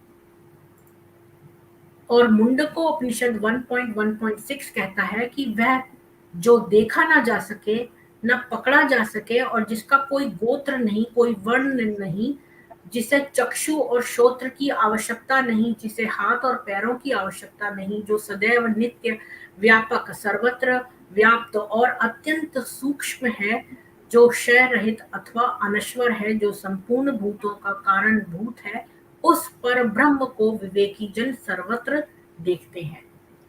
तो ये, और भगवत गीता में भी 15.17 में कहा है कि उत्तम पुरुष तो अन्य विलक्षण ही है, जो परमात्मा इस नाम से कहा गया है, वही अविनाशी ईश्वर तीनों लोकों में प्रकट होकर सबका भरण पोषण करता है। और भगवत गीता के 13.13 में कहा है कि वे परमात्मा सब जगह हाथों और पैरों वाले, सब जगह नेत्रों, सिरों और मुखों वाले तथा सब जगह कानों वाले हैं। वे संसार में सबको व्याप्त करके स्थित हैं। अच्छा, भगवान भी क्यों ये शब्द आया है? भ का मतलब है भूमि, ग मतलब गगन, व मतलब वायु, आ का मतलब अग्नि, और न मतलब नीर यानी जल। तो भगवान के अंदर ये सारे पंच महाभूत व्याप्त है इस शब्द के अंदर, तो इसलिए। और विष्णु पुराण कहता है कि अच्छा, जो वान मतलब धारण करने वाला, जैसे धनवान मतलब जो धन को धारण करता है वो हुआ, इसी तरह भग को जो धारण करता है वो भगवान हुआ। तो भग क्या चीज है? संपूर्ण ऐश्वर्य, धर्म, यश, श्री मतलब पैसा, लक्ष्मी, ज्ञान और वैराग्य, इन 6 का नाम भग है। तो इन 6 चीजों को जो धारण करता है वो भगवान है। निरालंबो उपनिषद का 4th, ये मैंने अभी रिसेंटली पढ़ा था तो मुझे अच्छा लगा, तो मैं इसकी ये लाइन यहाँ से बताती हूँ। ईश्वर के स्वरूप का कथन करते हैं। यही ब्रह्म जब अपनी प्रकृति यानी शक्ति के सहारे लोकों का सृजन करता है और अंतर्यामी स्वरूप से उनमें प्रविष्ट होकर ब्रह्मा, विष्णु और महेश तथा बुद्धि और इंद्रियों को नियंत्रित करता है, तब उसे ईश्वर कहते हैं। तो मतलब यही ब्रह्म जब उसने मैनिफेस्ट किया ना इस संसार पे, तब वो ब्रह्मा विष्णु में आया। अच्छा, लोग कहते हैं हिंदुओं के बहुत जो है 33 करोड़ देवी देवता है, तो इसलिए वो कंफ्यूज रहते हैं कि भाई हिंदुओं के तो बहुत भगवान है, पर ये गलत। 33 करोड़ देवी देवता नहीं है हमारे, 33 कोटि देवता है। यत्र यस्य त्रयस्ति नशद देवा अंगे सर्वेशम अहिता स्कम्मा तम ब्रूहि कटमः स्वीदेवः सह। ये अथर्ववेद का है मंत्र। ये कहता है कि भगवान के प्रभाव से ये 33 समर्थक देवता दुनिया को बनाए रखते हैं, और ये संख्या 33 याज्ञवल्क्य द्वारा बृहद अरण्यक उपनिषद में बताए गए वैदिक देवताओं की संख्या से आती है। क्योंकि ये जो 33 कैसे बने, और पता है पूजा जी, ये जो 33 ये जो देवता हैं ये भी पोस्ट है, व्यक्ति नहीं है जी। ये पोस्ट है। जैसे आप कहते हैं ना बारिश हो रही है तो बारिश के देवता और अग्नि के देवता जी। हाँ, तो ये पोजीशंस हैं, मतलब जब आप देवत्व को प्राप्त हो जाते हैं तो आपको वो पोजीशन मिल सकती है जी। तो ये संख्या 33 जो है, ये 8 वसु हैं, 11 रुद्र हैं, 12 आदित्य हैं, इंद्र और प्रजापति। तो इस प्रकार ये टोटल 33 बनते हैं। और अच्छा, ये जो है ये संजय दीक्षित जी ने एक, जैसे एंटायर किसी को अगर सनातन धर्म समझाना हो, अगर तो वो आईएएस लेवल पे, तो वो इस उसको फॉलो करते हैं आउटलाइन को, कि मौलिक स्तर मतलब जो फंडामेंटल है, हम्म, तो उस लेवल पर वैज्ञानिक विधि। अब ये जो हमारा वेद है, ये आपने देखा कि बिग बैंग के साथ ये मैच करता है। जी तो वेद और विज्ञान साथ ही साथ है, मतलब उसके ऑपोजिट नहीं चलते, जैसे जनरली लोग बोलते हैं रिलीजन और साइंस जो है वो ऑपोजिट हैं, पर opposite है। यहाँ ऐसे नहीं है। तो वैज्ञानिक विधि ये कहती है कि कोई भी चीज आप वेरीफाई करें, उसको एक्सपेरिमेंट करें, वेरीफाई करें, और उसकी रिप्रोड्यूसिबिलिटी हो। तो ये इस तरह से हम वेदों को देखते हैं। और इसमें समय की अवधारणा है। तो समय की अवधारणा के लिए मैं कहूंगी कि अ, जैसे हमारा ये शरीर है ना, ये एक रथ है, जी और जो इंद्रियां हैं हमारी वो घोड़े हैं। जी तो हम घोड़ों पे लगाम रखेंगे, तो हमारा जो, और हम जो है वो सारथी हैं। तो मतलब हम रथ को चला रहे हैं, शरीर रथ है, और जो घोड़े हैं वो इंद्रियां हैं, और लगाम जो है वो सारथी के हाथ में, यानी हमारे हाथ में। तो हम, जी हमारा जो है वो पुनर्जन्म होता रहता है, और हम इसी तरह से कर्म कर्म के हिसाब से जो है हमारा जन्म हो। पुनर्जन्म होता है, और फिर हमारा अगला जन्म भी होता है। और ये एक और चीज है पूजा जी, मैंने आपको एक बात बताना भूल गई थी, जब आपने मेरे से बचपन की बात पूछी थी कि मैंने वो जो टीचर से क्वेश्चन पूछा था, तो उसमें ये भी था, ये भी एक क्वेश्चन था पुनर्जन्म वाला। जी तो हाँ, ये क्वेश्चन था कि लोग, मैंने अपनी टीचर से ये पूछा था कि ऐसा क्यों है कि कोई सुंदर है, कोई अगली है, कोई रिच है, कोई पुअर है, कोई हेल्दी है, कोई डिजीज्ड है, ऐसा क्यों है? तो वो इस बात का क्वेश्चन नहीं दे आंसर नहीं दे पाई। वो जो क्वेश्चन मेरी मैडम हाँ थी, वो उन्होंने वो आंसर नहीं दे पाई इस बात का। और हाँ क्यों मतलब, जैसे अगर आप जाकिर नाइक टाइप के लोगों को देखें, तो वो कहते हैं अल्लाह परीक्षा लेता है। पर हम्म, एक बात बताइए कि अभी जो इतना डिफरेंशिएशन है कि लोग कुछ बहुत सुख भोग रहे हैं, कुछ लोग दुख में हैं, कुछ लोग कैसी अवस्था में हैं, कुछ हैंडीकैप्ड हैं, तो ऐसा क्यों है? इतनी जी वेरिएशन क्यों है? क्या भगवान अनजस्ट है जो ऐसे ऐसे लोग पैदा हुए हैं? जी तो उसका आंसर इसी से मिलता है कि जो जैसे आपने कर्म किए उसी हिसाब से आपका जन्म होता है। जी तो ये चीज उससे होती है प्रूव। और इसी तरह जो है समय की अवधारणा है, कि ये तो मैंने कवर कर लिया समय की अवधारणा। इसी तरह जो तर्क अवधारणा है, कि जो त्रिगुणी प्रकृति है, मतलब जो तीन तरह के गुण है, एक तो सात्विक गुण है, एक रजस गुण है, और एक तमस गुण है। समझ गई। जो जी सात्विक लोग हैं ना, जो वेजिटेरियन लोग हैं, वो पवित्र लोग हैं, वो शांत और स्थिर हैं, और इसीलिए वो सात्विक भोजन भी करते हैं, तो जैसे उबला खाना खाना। रजस जो है वो क्रियाशील लोग हैं, और उनकी इच्छाएं होती हैं, और जो जैसे कई आपने देखा होगा कि लोग जो है हिंदू, वो वो नहीं खाते प्याज लहसुन, क्योंकि उसके अंदर रजस गुण है प्याज और लहसुन में। और इसलिए रजस गुण इसलिए है क्योंकि वो आपके अंदर वो सेक्सुअल फीलिंग्स को लाते हैं, तो इसलिए वो मीडियम टाइप के गुण माने जाते हैं। और तमस जो है वो विस्फोटक हैं, जैसे मीट वगैरह खाना, तो तमस गुण। तो ये तीन टाइप्स के गुण हैं। जी तो ये है हमारी अ, और ज्ञान मीमांसा है क्या है, हम लोग जैसे इब्राहिमिक जो रिलीजन्स आए थे, वो उस पे आए, वर्ड पे, द वर्ड वाज गॉड। हम्म, लेकिन हमारे यहाँ जो वेद है वो ईश्वर ने दिए हैं। और जो भी ऋषि लोग या जो भी मनुष्य हैं, वो अपने अनुभव से जैसे ईश्वर को देखते हैं, जैसे कालिदासी जी हैं, उन्होंने जो काली माता है उनके दर्शन करे, तो उन्होंने जो अनुभूति की वो उसको मानेंगी।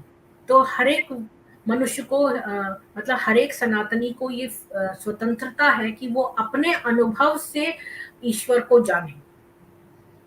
जी तो ये चीज जो है ना, प्रत्यक्ष को प्रमाण, ये अनुभूति, ये चीज एब्सेंट है इब्राहिमिक उसमें। जी उसमें क्या है कि आपको वर्ड फॉलो करना है, नहीं तो आप आउट हो, नहीं तो हम्म, आप उनके हिसाब से नरक में जाओगे। जो हम्म, लिखा है उसी को फॉलो करना है, ऐसा नहीं है। यहाँ पर अनुभूति जो आपने एक्सपीरियंस किया उसको आप फॉलो करेंगे। जी और जो ब्रह्मांड ज्ञान है वो तर्क शास्त्र है, वो ये सब डीपर वो है। ये तो जो उन्होंने आउटलाइन दी है उनके लिए, जो पूरा सनातन उसको एक उसमें करना चाहते हैं। युगांतर शास्त्र वो है जो मरने के जो मृत्यु दर्शन है और दिव्यता का प्रभाव। तो जो प्रकट तत्व है वो मैं बताती हूँ। प्राकट तत्व जो है कि ब्रह्म पहले त्रिमूर्ति या ईष्ट के रूप में प्रकट होता है। अब जी जो ये निराकार ब्रह्म था जो यूनिवर्स में था, उसको मैनिफेस्ट करना था, तो वो कैसे करता? तो वो ब्रह्मा विष्णु महेश के रूप में उसने मैनिफेस्ट किया, क्योंकि यही तीन कार्य होते हैं, क्रिएशन का कार्य, मेंटेनेंस का कार्य और रीजनरेशन का। तो जी इसीलिए ये त्रिमूर्ति है, क्योंकि जी ये थ्री टाइप्स ऑफ कर्म ही है, जो इष्ट के रूप में प्रकट होता है और फिर देवता के रूप में और फिर विभूति के रूप में और फिर मनुष्य और अन्य प्राणियों के रूप में प्रकट होता है। तो जी जो ब्रह्म का अंश है, जैसे मैंने आप वो एग्जांपल जो उद्दालक का दिया था कि जो हम्म, नमक जैसे डिसॉल्व हो जाता है उस पानी में, उसी जी तरह ब्रह्म का अंश प्रत्येक जीव में विद्यमान है। मतलब आपके अंदर भी है और मेरे अंदर भी है। तो जी मनुष्य को इसकी खोज करने और अपनी बुद्धि और चेतना से विरक्त होने का अवसर मिलता है। और इसीलिए जो है हम मूर्तियों में प्राण प्रतिष्ठा करते हैं और इसके बाद उन्हें स्थापित करते हैं। तो इससे ये भी है एक चीज की, मैंने आपको लाइव सेशन में बताई थी शायद वो स्टोरी, जो कैथोलिक वुमन की थी जिसने, जो जी बहुत जी सुंदर वो थी और उसने जो हम्म, कर दिया कन्फेस, तो वहां पर उसने, जो प्रीस्ट था उसी ने उसका बलात्कार कर लिया। तो यहाँ ये भी एक फायदा है कि जो मूर्तियों में जब प्राण प्रतिष्ठा हो जाती है तो हम उन्हीं पे को समझने लगते हैं कि इनके अंदर ईश्वर का अंश वो आ गया है, जी और हम उससे अपनी मन की व्यथा कह लेते हैं और इससे हम जो है प्रेडेटर्स के शिकार नहीं होते। जी और तीसरा है क्रिया तत्व। ये तीसरा है जो एकम सद्वि प्रबाहु धा वदंती मार्ग, यानी कि बहुत सारे मार्ग हैं ईश्वर को प्राप्त करने के। तो एक्चुअली में ये चार मार्ग हैं।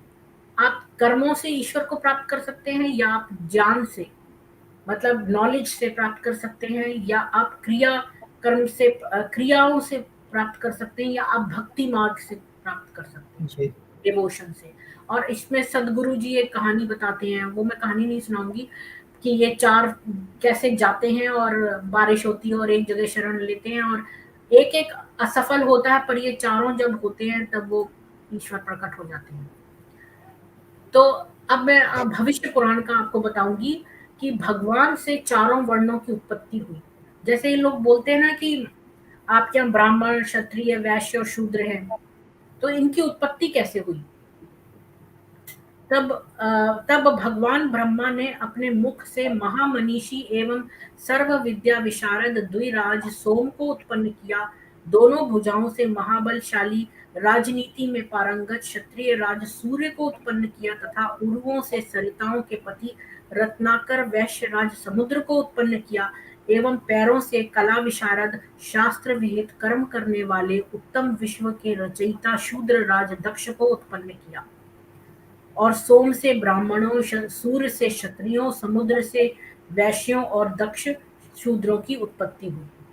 तो इसीलिए जो कहते हैं, हम हमें भी कहते हैं हर मनुष्य जो है, जैसे ईश्वर ने इस प्रकार से ब्राह्मण क्षत्रिय वैश्य और शूद्र की उत्पत्ति की, ऐसे ही हमारे जो अपने पैर हैं वो शूद्र हैं, हमारा पेट जो है वैश्य है, हमारी जो बाहें हैं वो क्षत्रिय हैं और हमारा सिर जो है वो ब्राह्मण है।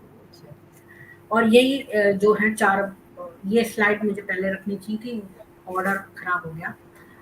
तो इसीलिए ये चार जातियां बनी। लेकिन ये चारों जातियां जो थी ना, जैसे मैंने आपको बताया, जो एक कहानी एक बार नीरज अत्री जी ने सुनाई थी कि रुआंडा में जो था वो टुटसी जाति थी और एक हुटू, एक जी होटी जो वो थी और एक पिग्मीज थे। तो जो मवेशियों के ज्यादा और कम होने से वो जातियां हुटू बन जाती थी या टुटसी बन जाती थी, जब कम रह जाते थे मवेशी। पर जब वो लोगों ने क्लासिफाई किया तो वो उनको एक आधार कार्ड टाइप का दे दिया, तो जो हुटू था वो हुटू ही रह गया, जो टुटसी था वो टुटसी ही रह गया।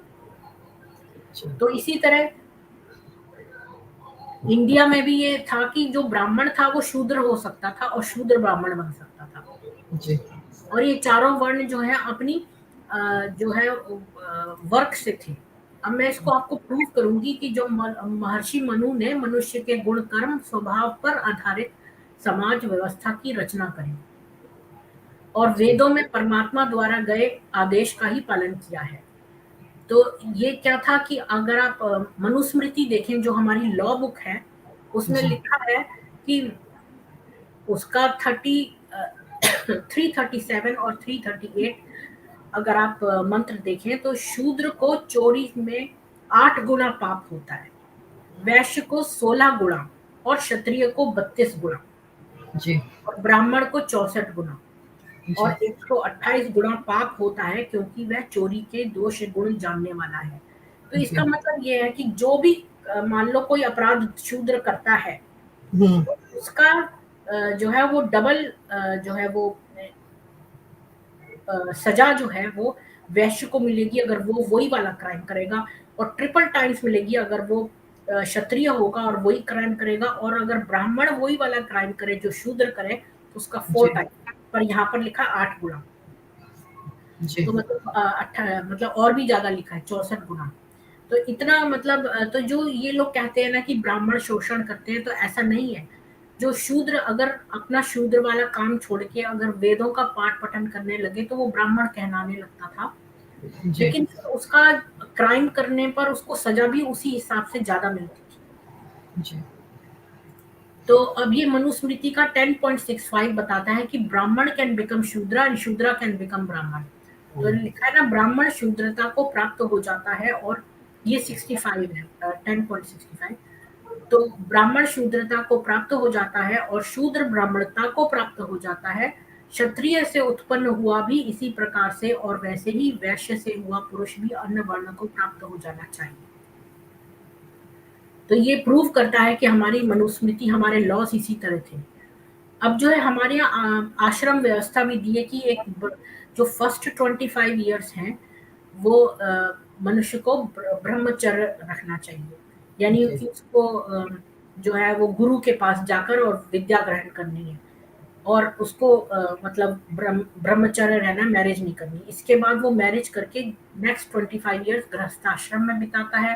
फिर जी। नेक्स्ट 25 इयर्स जो है वो वन आश्रम में बिताता है जहाँ वो यज्ञ वगैरह करता है, तो देवताओं को आहुति देता है, अग्निहोत्र करता है। और फिर संन्यास आश्रम जब वो सब कुछ वैराग्य प्राप्त कर लेता है और केवल ईश्वर पर फोकस करता है। क्योंकि लोग बहुत बहुत साल जीते थे 120 वर्ष, तो ये इस तरह से उन्होंने व्यवस्था करी थी। जी। तो अब जो हमारे स्क्रिप्चर्स हैं, अब ये तो आपको पता है कि और वाले मजहब हैं जैसे क्रिश्चियनिटी और इस्लाम, इनकी एक एक किताब है और हमारी जो है स्क्रिप्चर्स इस तरह से डिवाइडेड हैं, जो सुने गए उनको श्रुति कहते हैं और जो याद से आए वो स्मृति। तो जो श्रुति है, जो वेद हैं, बेसिकली जो 4 वेद हैं, ऋग्वेद, सामवेद, यजुर्वेद और अथर्ववेद। इसमें ऋग्वेद सबसे पुराना है। और ये भी देखिए, मैं आपको बताना शुरू में भूल गई सबको कि जो सनातन धर्म है वो सबसे प्राचीनतम धर्म है। तो वो जी। 5000 साल से भी पूर्व का है। और जो ये क्रिश्चियनिटी तो बहुत रिसेंट है अ, और जो ये इस्लाम है ये तो उसका कॉपी करके आया है। और जूडाइज्म थोड़ा पहले था क्रिश्चियनिटी से, तो ये इसी तरह से आए हैं। तो जो ये 4 वेद हैं ये और जो वेदों के अंत में आता है उसको उपनिषद कहते हैं, क्योंकि वो वेदांत बोलते हैं, वेदों के अंत में आने वाला वेदांत। और जी। स्मृति जो है, अब उनमें देखिए जो हमारे धर्मशास्त्र थे, जो हमारा लॉ बुक था वो मनुस्मृति था। जी। इसी तरह हमारे पुराण जो है, अब जैसे आप शिव पुराण की बात कर रही हैं, शायद शिव पुराण या विष्णु पुराण, ये सारे हमारे श्रीमद् भगवत पुराण जो है वो हमारी मोस्ट ऑथेंटिक और ओल्डेस्ट पुराण है। पुराण क्या है? वो हमारे धार्मिक ग्रंथ नहीं है, वो हमारे सांस्कृतिक ग्रंथ हैं। मतलब उसमें हमारे पौराणिक कथाएं हैं, हमारे तीज त्योहारों के बारे में दिया है, ये सब। जी। तो जो पुराण है वो उनके अंदर जो कहानियां हैं वो मिथ्या भी मिक्स्ड हो सकती हैं। क्योंकि मैंने सारे पुराण नहीं पढ़े तो मैं इसलिए नहीं कह सकती हूँ, इसलिए लेकिन मैं ये कह सकती हूँ कि ये हमारे धार्मिक ग्रंथ नहीं है पुराण, ये केवल पौराणिक कथाओं के हमारे पौराणिक ग्रंथ हैं। जी। और इतिहास तो हमारी हिस्ट्री है।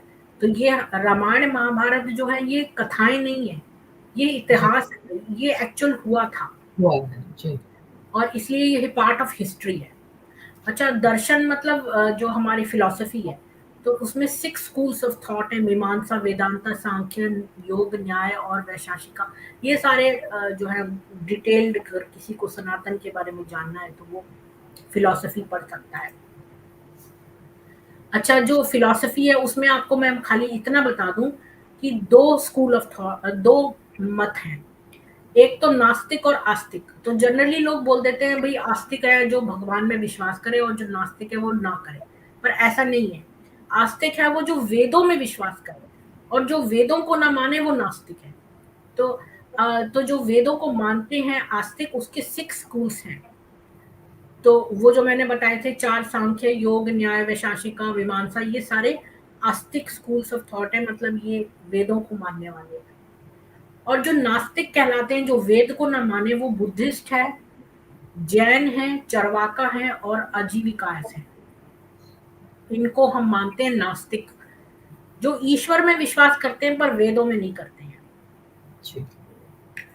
अच्छा, अब ये जो स्वास्तिक है, ये भी जो ये सिंबल बनाते हैं, इसकी 4 दिशाएं हैं और ये शुभता का प्रतीक है। तो जिसे नाजियों ने बाद में चुरा लिया, पर हम जी। इसको इसलिए बनाते थे क्योंकि हर चीज शुभ होती थी, क्योंकि शुक्र। हम चारों दिशाओं को जो है वो डिपिक्ट करते थे। जो लोग शिखा धारण करते हैं वो भी इसलिए करते हैं क्योंकि ये अंदर जो इसके मेडुला ऑब्लांगाटा है, उससे जो ब्रह्म की ऊर्जा जो है वो जल्दी आती है। इस तरह नमस्कार भी हम इसलिए करते हैं, न केवल एक्यूप्रेशर के पॉइंट्स टच करता है, बल्कि नमस्कार जो है वो अथर्ववेद और तैत्रीय संहिता और ऐत्रेय ब्राह्मण में इसको विस्मय आदि बोधक आराधना, श्रद्धांजलि, अभिवादन और पूजा के अर्थ में प्रकट हुआ है ये नमस्कार। इस वजह से हम इस नमस्कार यूज करते हैं। और अभी कोविड के टाइम पर तो नमस्कार की बहुत वैल्यू बढ़ गई है। जी। इससे दूसरों का संक्रमण जो है वो हमारे हाथों में टच नहीं होता। जी। अच्छा, बिंदी, संदूर और तिलक लगाने का भी बहुत महत्व है, क्योंकि एक्यूप्रेशर वाले महत्व के अलावा ये जो पाउडर्स यूज करते थे वो जो वर्मेलियन पाउडर था वो बना होता था सैंडलवुड पेस्ट और इस तरह से, और ये बीटा एंडोरेफिन और सेरोटोनिन नामक रसायनों का जो है वो अ, संतुलित मात्रा में स्राव होने लगता है, ऐसा माना गया है आयुर्वेदिक उससे दृष्टिकोण से। जी। और शंख और घंटी बजाने से जो है फेफड़े मजबूत होते हैं, लंग्स। जी। और घंटी की ध्वनि जो है वो नेगेटिव एनर्जी को भगाती है और इससे फोकस करने की भी शक्ति बढ़ती है। और इसकी आवाज 7 सेकंड तक हमारे दिमाग में इको करती है और इससे हमारे शरीर के जो 7 उपचारात्मक केंद्र हैं, जो चक्र हैं, वो जी। खुलते हैं और जो पॉजिटिव एनर्जी है वो रहती है और नेगेटिव भाग जाती है। इसलिए भी हम ये शंख और घंटी बजाते हैं। जी। अच्छा, मनुस्मृति में लोग कहते हैं स्त्रियों के लिए बहुत बुरा दिया है, पर मैं आपको सारी मनुस्मृति नहीं बताने वाली, वो मेरी अलग प्रेजेंटेशन है 50 स्लाइड्स की। पर जी। उसमें परिवार में स्त्रियों का महत्व बताया गया है, बहु विवाह पाप बताया गया है, स्त्रियों के अधिकार बताए हैं और स्त्रियों की सुरक्षा करने को बताया है। विवाह के बारे में भी बताया कि स्त्रियां स्वयं अपनी इच्छा से विवाह कर सकती हैं, संपत्ति में उनको अधिकार है और दहेज नहीं लेने का भी लिखा हुआ है मनुस्मृति में। जी। और स्त्रियों को पीड़ित करने पर अत्यंत कठोर दंड दिया जाएगा, ऐसे भी श्लोक हैं। तो ये सारे श्लोक, और लेडीज फर्स्ट भी जो है वो एक महर्षि ने पहले दिया था, तो ये भी मनुस्मृति में लिखा हुआ है। तो इसमें मैंने खाली 3 स्लाइड्स लिए हैं अपने 50 स्लाइड्स वाले उसमें से। ये जी। पहली स्लाइड है, ये 3.55 और 56 और 57 है, और ये बताती है कि मैं ये प्रूव कर रही हूँ कि मनुस्मृति स्त्रियों के लिए कितना अच्छा बताती है कि पिता, भाई, पति और देवर को स्त्रियों का सत्कार और आभूषण आदि से उनको भूषित करना चाहिए। यानी विमेन का सत्कार करो, रिस्पेक्ट दो और उनको गहने जेवर दो। इससे बड़ा शुभ फल होता है। जिस कुल में स्त्रियों का सत्कार किया जाता है उस कुल पर देवता प्रसन्न रहते हैं। ये दूसरा वाला है, यत्र नार्यस्तु पूज्यन्ते रमन्ते तत्र देवता। तो मतलब जहाँ नारी की पूजा होती है वहां देवता भी आते हैं। जी। और जहाँ नहीं वहाँ सब धर्म कर निष्फल होते हैं, और जिस कुल में स्त्रियां शोक में रहती हैं वह कुल शीघ्र ही बिगड़ जाता है, और जहाँ प्रसन्न रहती हैं वह सदा बढ़ता जाता है। तो स्त्रियों के आदर के बारे में ये है। और इसी तरह 9.89, 9.90 और 9.91 है कि अगर कन्या ऋतुमती होने पर भी मरण पर्यंत बैठी रखे पर गुणहीन वर को कभी दान न करे। यानी कि ये नहीं कि किसी अपनी लड़की का, छोटी लड़की का 6 साल की, जैसे अबू बकर ने किया, या फिर कोई भी जो ईरान में 9 साल की बच्चियों का बूढ़े बूढ़े आदमियों से विवाह कर रहे हैं, वो जी। कह रहे हैं कि कन्या जो है वो अगर कुंवारी बैठी रहे मरने तक भी, पर कभी किसी गुणहीन वर को कभी दान न करे। और यदि पिता गुणी वर मिलने पर विवाह न करे और कन्या ऋतुमती होती हो, यानी ऋतुमती होना बहुत आवश्यक है, मतलब मेंस्ट्रुएशन के बिना उसकी शादी नहीं हो सकती है। जी। यानी छोटी लड़कियों की आप शादी नहीं कर सकते। जी। अब वो उस केस में कह रहा है जहां पर जो पिता है वो जो है शादी खुद नहीं कर रहा है, जबकि कन्या भी ऋतुमती है और गुणी वर भी मिल गया है, तो वह 3 वर्ष तक प्रतीक्षा करके अपने इच्छानुसार पति से विवाह कर ले। और जी। अ, और आगे भी लिखा है, जिस कन्या का विवाह पिता न करता हुआ यदि स्वयं विवाह कर ले तो कन्या पुरुष को दोष नहीं लगता। यानी कि यहाँ पर साफ साफ लिखा है कि लड़की अपनी इच्छा से शादी कर सकती है। और 8.389 में लिखा है कि माता पिता स्त्री और पुत्र त्याग के योग्य नहीं होते। यानी कि ये नहीं है कि आपने जो है एक वाइफ से रख ली, उससे शादी कर ली, और अब आप उसको छोड़कर दूसरी किसी से करना चाहते हैं, ऐसा नहीं हो सकता। और हमारे यहाँ तो ये भी है ना कि आप 4 बीवियां नहीं रख सकते, एक व्यक्ति की एक ही वाइफ होती है, तो यही इक्वालिटी है, 1 मैन 1 वाइफ, तो 1 हस्बैंड 1 वाइफ। तो ये इक्वालिटी भी है, और ये भी लिखा है कि स्त्री को आप जो है ना त्यागने योग्य नहीं है, त्याग नहीं कर सकते, और अगर त्यागेंगे तो राजा जो है वो 600 पर्ण दंड करे। ये भी लिखा है, ये बहुत पुरानी लिखी हुई है ना मनुस्मृति, तो ये उस जी। टाइम लिखी हुई है, पर उस टाइम भी कितना न्याय दिया था, और दिया वुमेन था। कितनी जो है वो आदर दिया था। अच्छा, ये तो हमने अभी मनुस्मृति की बात करी, अब हम जी। वेदों की बात करते हैं। तो आपको पता है वेदों की माता कौन है? गायत्री माता। ये जो गायत्री माता है, ये वेदों की माता है, सरस्वती।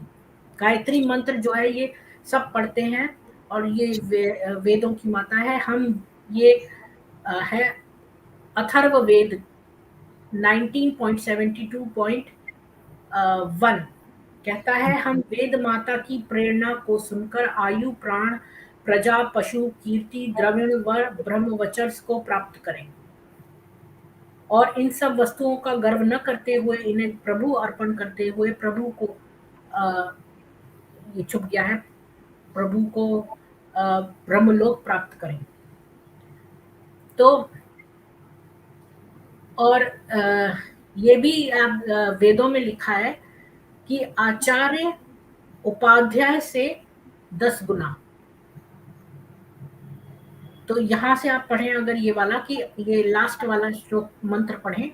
उपाध्याय वाला, तो जो टीचर है आचार्य, वो उपाध्याय से 10 गुना, पिता आचार्य से 100 गुना, और माता पिता से 1000 गुना अधिक पूज्य है। तो यहाँ पर माता को पिता से 1000 गुना ज्यादा पूज्य बताया है हमारे प्राचीन वेदों में। जी। और अगर आप देखें ये जो बृहद अरण्यक उपनिषद है, इसका 3.8, इसमें जो ऋषि थे या यज्ञवल्क, वो जो औरों से शास्त्रार्थ कर रहे थे वेदों के ऊपर, तो एक वुमन, एक ऋषिका थी जिसका नाम था गार्गी, तो उसको जज नियुक्त किया था। तो सोचो वो कितनी वेदवती थी जो उसको जज नियुक्त किया उस समय। तो जी। ये लोग कई जो कहते हैं ना कि वुमेन को वेद नहीं पढ़ने देते, ये गलत है। और अगर आप दिल्ली में जाएंगे तो, और यहाँ पर मैत्रेयी भी थी, इसी तरह मैत्रेयी ने भी अपने हस्बैंड को जो है वेद के लिए शास्त्रार्थ करने को प्रेरित किया था। तो जो मैत्रेयी और गार्गी कॉलेज है इंडिया में विमेन्स जी का, जी इन्हीं के नाम पर। जब आप शादी देखेंगे तो शादियों में भी सप्तपदी होती है हमारे यहाँ।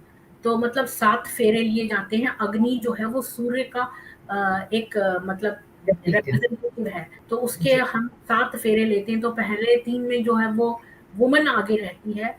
तो जी इसमें भी हम जो है वो विमेन को इतना वो देते हैं। अभी जो एक आलिया भट्ट का वो आया था, कन्यादान नहीं मान, वो सब करके वो लोगों को बेवकूफ बना रही थी। हमारे यहाँ तो वुमन को इतना महत्व दिया गया, उनको पूजा, शादी हो जाती तो बोलते लक्ष्मी घर आई है। जी और विमेन सेंट्स भी बहुत रही हैं, जैसे मीरा, अक्का महादेवी, लल्लेश्वरी, अंडल, ये सारे मैं नाम नहीं पढ़ूंगी, मतलब बहुत सारी जी विमेन सेंट्स हुई है। सेंट्स और जी जो वैदिक अगर आप वेद खोलेंगे ना तो उसमें पूरे पूरे जो वेद के चैप्टर्स हैं वही एक वुमन ऋषिका को मतलब समर्पित हैं। जैसे रोमशा को मंडल 1 26 सूक्त में 7वीं ऋचा, लोप मुद्रा को, इस तरह ये सारी जो है ना ये विमेन 13 कितनी विमेन है, ये 26 विमेन है, विमेन नहीं है सॉरी, ऋषिकाएं जो साध्वी हैं, इनके जी नाम के चैप्टर्स हैं पूरे पूरे। और ये चैप्टर्स के सूक्त और ये सब मैंने यहाँ लिख दिए, कोई क्रॉस चेक करना चाहे तो कर सकता है। जी तो ये मैं सारे नहीं पढ़ूंगी क्योंकि मेरा वो नहीं है। अब मैं कुछ मिसकंसेप्शंस लास्ट में बताना चाहूंगी। जी जो लोगों को मिसकंसेप्शंस होते हैं, एक तो वो कहते हैं आप हमारे यहाँ जो अगर 54 ईयर ओल्ड मोहम्मद ने अगर शादी कर ली 6 साल की आयशा से तो आपके यहाँ भी तो चाइल्ड मैरिज है।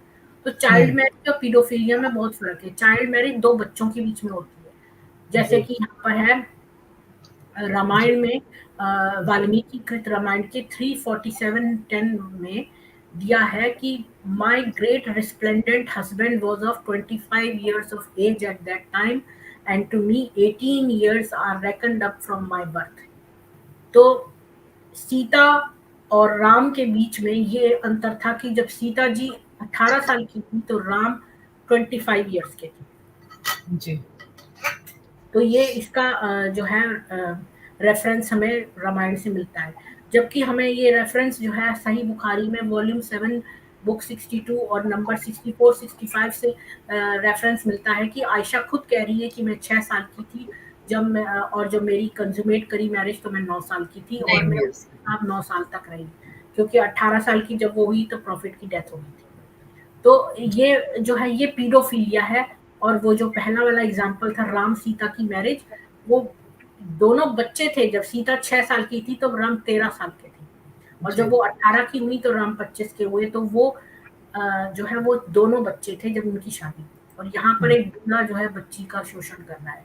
अब कई लोग कहते हैं आपके कृष्ण की तो 16,100 पत्नियां थी, तो वो भी ये ऐसा था कि कई जो श्री कृष्ण की केवल 8 पत्नियां थी, और वो भी वो थी जिनको कि कृष्ण के को उन्होंने पत्र लिख के जो है बोला था कि आप हमसे मैरिज कर लें। और कुछ राजा थे, उन्होंने अपनी बेटियों को ऑफर कर दिया था मैरिज के लिए, और ये जो है उन्होंने स्वीकार किया क्योंकि उस समय। तो अब ये जो 16,100 पत्नियां कैसे हुई, वो ये था कि नरकासुर नाम का एक राक्षस था, उसने जो है वो 16,100 लोग 101 का जो है उसको वो दे रहा था, बलि चढ़ानी थी, जिससे वो बहुत पावरफुल हो जाता। तो उसने बहुत सारे प्रदेशों की राजकुमारियों को किडनैप करके और अपने उसमें रखा था। तो जब श्री कृष्ण की जो वाइफ है उन्होंने आके उनसे रिक्वेस्ट करी कि आप जो है नरकासुर से उन 16,100 राजकुमारियों को बचा लीजिए। तो श्री कृष्ण ने उसको नरकासुर को मार के उनको आजाद कर दिया और उनको कहा कि वो अपने अपने देशों में चली जाए। लेकिन उन राजकुमारियों ने कहा कि वो इतने समय तक एक राक्षस के यहाँ कैद थी, तो लोग जो हैं वो उनको अब उनकी अच्छी शादियां नहीं हो सकती, और इसलिए उन्होंने श्री कृष्ण से कहा कि वो ही उनसे शादी कर लें। तो श्री कृष्ण को बहुत कहने पर उन्होंने उनसे केवल उनको आश्रय देने के लिए उनसे शादी करी, ताकि वो प्रतिष्ठा के साथ जो है अपना जीवन व्यतीत कर सके। और ये श्रीमद् भगवत के 10.59.33 में आता है कि there lord Krishna saw 16 1,000 royal maidens whom Bhoma had taken by force from various kings. और विष्णु पुराण के 5.29.9 में भी आता है कि the demon Bhaumasura kidnapped the unmarried daughters of demigods, siddhas, asuras and kings, O Janardhan, and imprisoned them in his palace. जी तो उसको मार के उन्होंने उसको आजाद किया। कुछ लोग कहते हैं देखो आपके यहाँ तो आप तो बंदर को भी पूज रहे हैं, ये हनुमान जी बंदर थे। तो हनुमान जी बंदर नहीं थे। अगर आपने टॉमी ली जोन्स को देखा होगा और कादर खान को बॉलीवुड में देखा होगा तो उनका फेस थोड़ा सा डिफरेंट है। जी तो वानर जाति जो थी, जो वन में रहने वाले नर थे, उनको वानर कहते थे।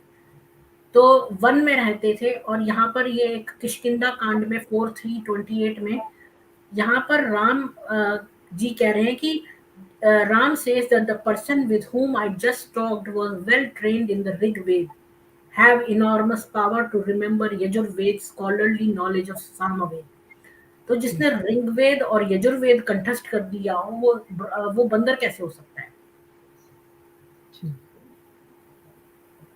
इससे पता चलता है कि वो वन में रहने वाले नर थे। जी और जो ये भी है सुंदर कांड में दिया है कि रावण बोला कि लांगुल्य जो वानर जाति का राष्ट्रीय चिन्ह है। तो ये जो वन में रहते थे ये एक अपने साथ लांगुल्य जैसा एक चिन्ह लगाते थे। तो वो का वानर जाति में बहुत सम्मान होता है, तो इसमें आग लगा दो। क्योंकि वानर जातियों में वो जो चिन्ह था वो उनका राष्ट्रीय चिन्ह था, तो वो उसको सम्मान को नष्ट करने के लिए उन्होंने लांगुल्य में आग लगाई। पर यहाँ पर लोग इतने वो हैं मूर्ख ही कह लीजिए कि रावण जब ये दशहरे पर रावण बनाते हैं और उसके 10 सिर लगा लेते हैं। अरे 10 सिर नहीं थे उसके, 10 सिर मतलब इतनी नॉलेज थी। नॉलेज जी। और उसी तरह ये जो बंदर बना देते हैं हनुमान जी की तस्वीर के साथ, तो मतलब वो लगा देते हैं पूंछ, वो भी गलत है। तो वो लांगुल्य था। और लोग कहते हैं आप तो बहुत दूध वेस्ट करते हैं, शिवलिंग पे चढ़ाते हैं। तो शिवलिंग के भी ऊपर है, ऊपर का जो एक्चुअली में जब ब्रह्म जब उन्होंने मैनिफेस्ट किया अर्थ पर, तो सबसे पहले जो चिन्ह आया वो एक लिंग के रूप में था, इसलिए लोग लिंग को मानने लगे। तो ये पराशिव और पराशक्ति का सूचक है जी। इस पर बहुत चीजें बनी हुई है, नील के बोर्स, एटॉमिक मॉडल वगैरह वगैरह। तो ये साइन था कि जो सुप्रीम लॉर्ड ने जब वहां पर मैनिफेस्ट किया यूनिवर्स में। हम मिल्क क्यों चढ़ाते हैं शिवलिंग पे? क्योंकि डाइल्यूटेड मिल्क चढ़ाने से, क्योंकि जो शिव जी थे उन्होंने हलाहल नाम का जब समुद्र मंथन हुआ तो बहुत सारा विष निकला, विष भी निकला अमृत के साथ। तो जो विष था वो उन्होंने पी लिया। तो हलाहल जो है वो विष पीने के कारण, इसलिए हम उनको मिल्क चढ़ाते हैं। और गंगा का तो उनको कूल करने के लिए। और ये भी मान्यता है कि जो हम शिवलिंग पे दूध चढ़ाते हैं तो जो हम देते हैं तो उसका हमें मिलता भी है वापस, इसलिए हम अपने फायदे के लिए चढ़ाते हैं जी।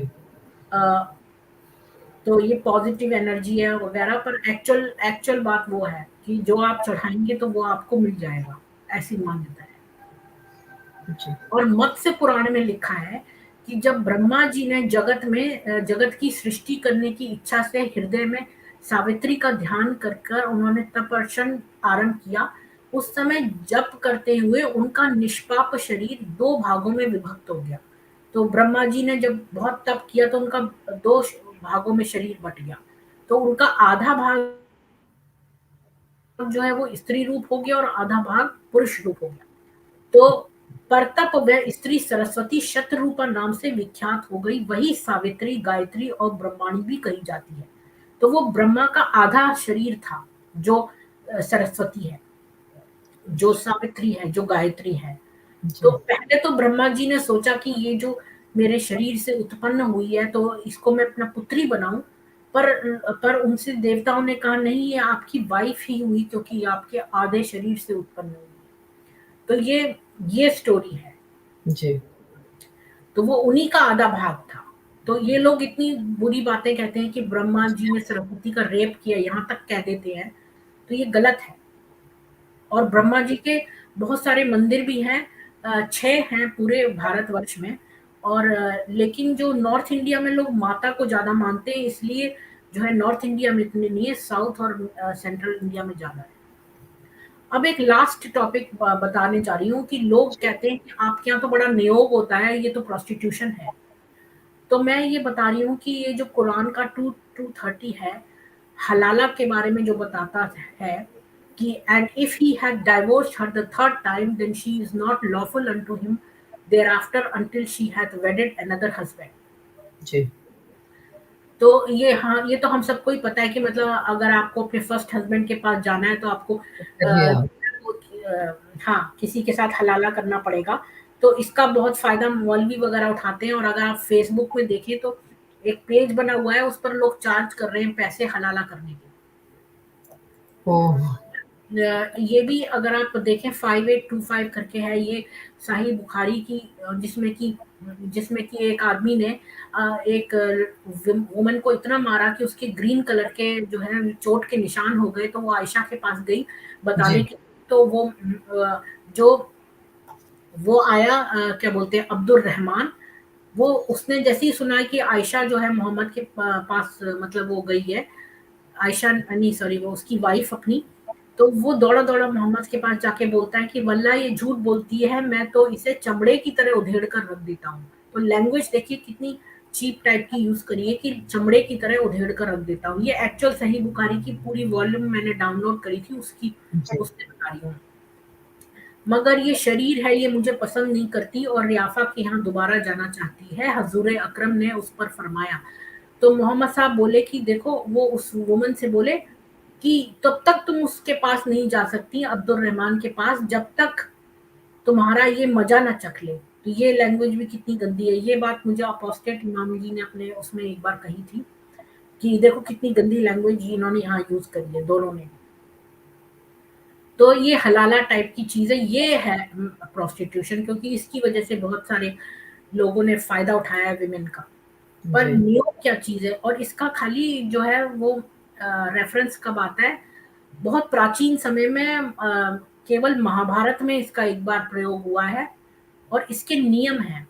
तो नियम क्या है कि महिला इस बात के लिए कि केवल सही तरीके से बच्चा पैदा करने के लिए सहमत होगी, लेकिन यौन सुख के लिए नहीं।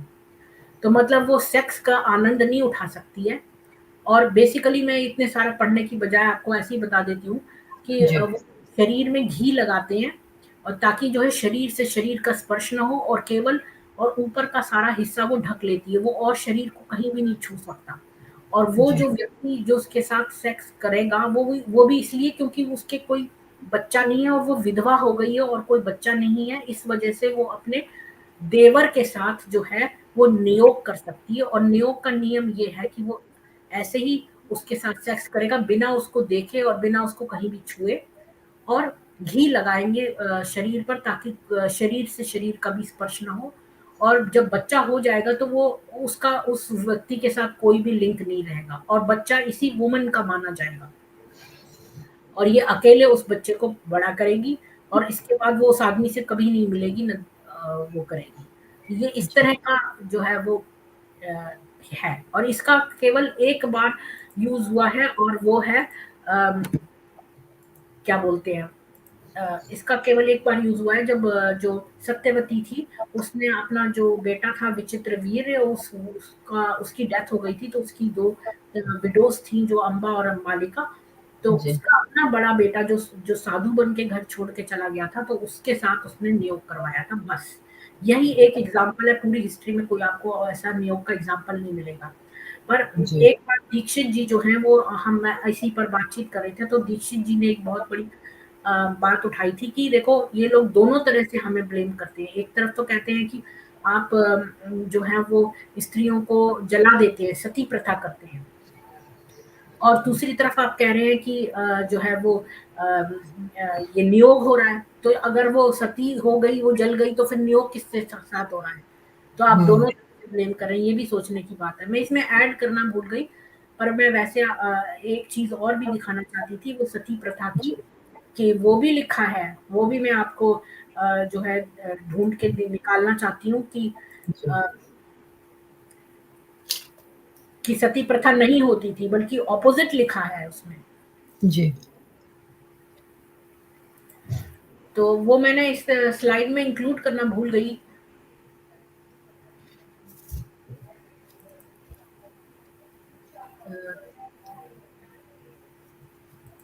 तो आप बोलिए कुछ, तब तक मैं ढूंढ लेती हूँ। मैं यही कह रही हूँ कि हमने इतनी सारी जानकारी ली है आज, बहुत ज्यादा। आई होप बहुत लोगों को पसंद भी आई होगी, और ये कोई, आई थिंक हमें सीरीज करना चाहिए, क्योंकि इतनी सारी चीजें, मैंने तो एक भी अपना क्वेश्चन आपको पूछा नहीं, मेरी डायरी में बंद कर दे रही हूँ, क्योंकि मैंने जो क्वेश्चंस लाए थे वो मतलब वो इसके सामने कुछ भी नहीं है, क्योंकि आपने इतने अच्छे से सब समझाया, इतने अच्छे से। मैंने एक सिर्फ आपको मुझे बताना था एक चीज, मैं आपको बताती हूँ कि मुझे जो शिवलिंग है, I will just show it to you, इसके बारे में मुझे नेक्स्ट टाइम बात करनी है। और एक और चीज मुझे आपको बतानी है कि ये जो हम कहते हैं ना लिंग, लिंग के बारे में जो इतना ये जो बात करते हैं कि लिंग तो ये है, तो I just wanted to that when we do next, हमारा जो हम करेंगे, तो इसके बारे में हम जरूर बात करेंगे कि एक्चुअली शिवलिंग है क्या। जो लोग इतना ज्यादा वो करते हैं that it's a energy and it is proved, और मतलब इसका जो बिग बैंग थियोरी है हमारी, उससे बहुत गहरा रिश्ता है जो लोग जानते नहीं है, and they always they try to demean by saying things which they don't understand.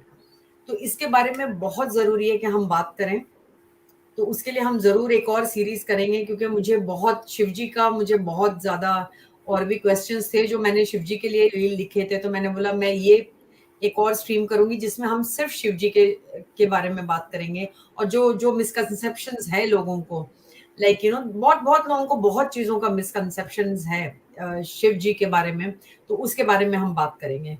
क्योंकि हम जब एक्चुअली डीपली जाते हैं तो हमें पता चलता है कि सिर्फ लिंग एक is not only a private part, और योनि is not only a private part, it's an energy that brings together.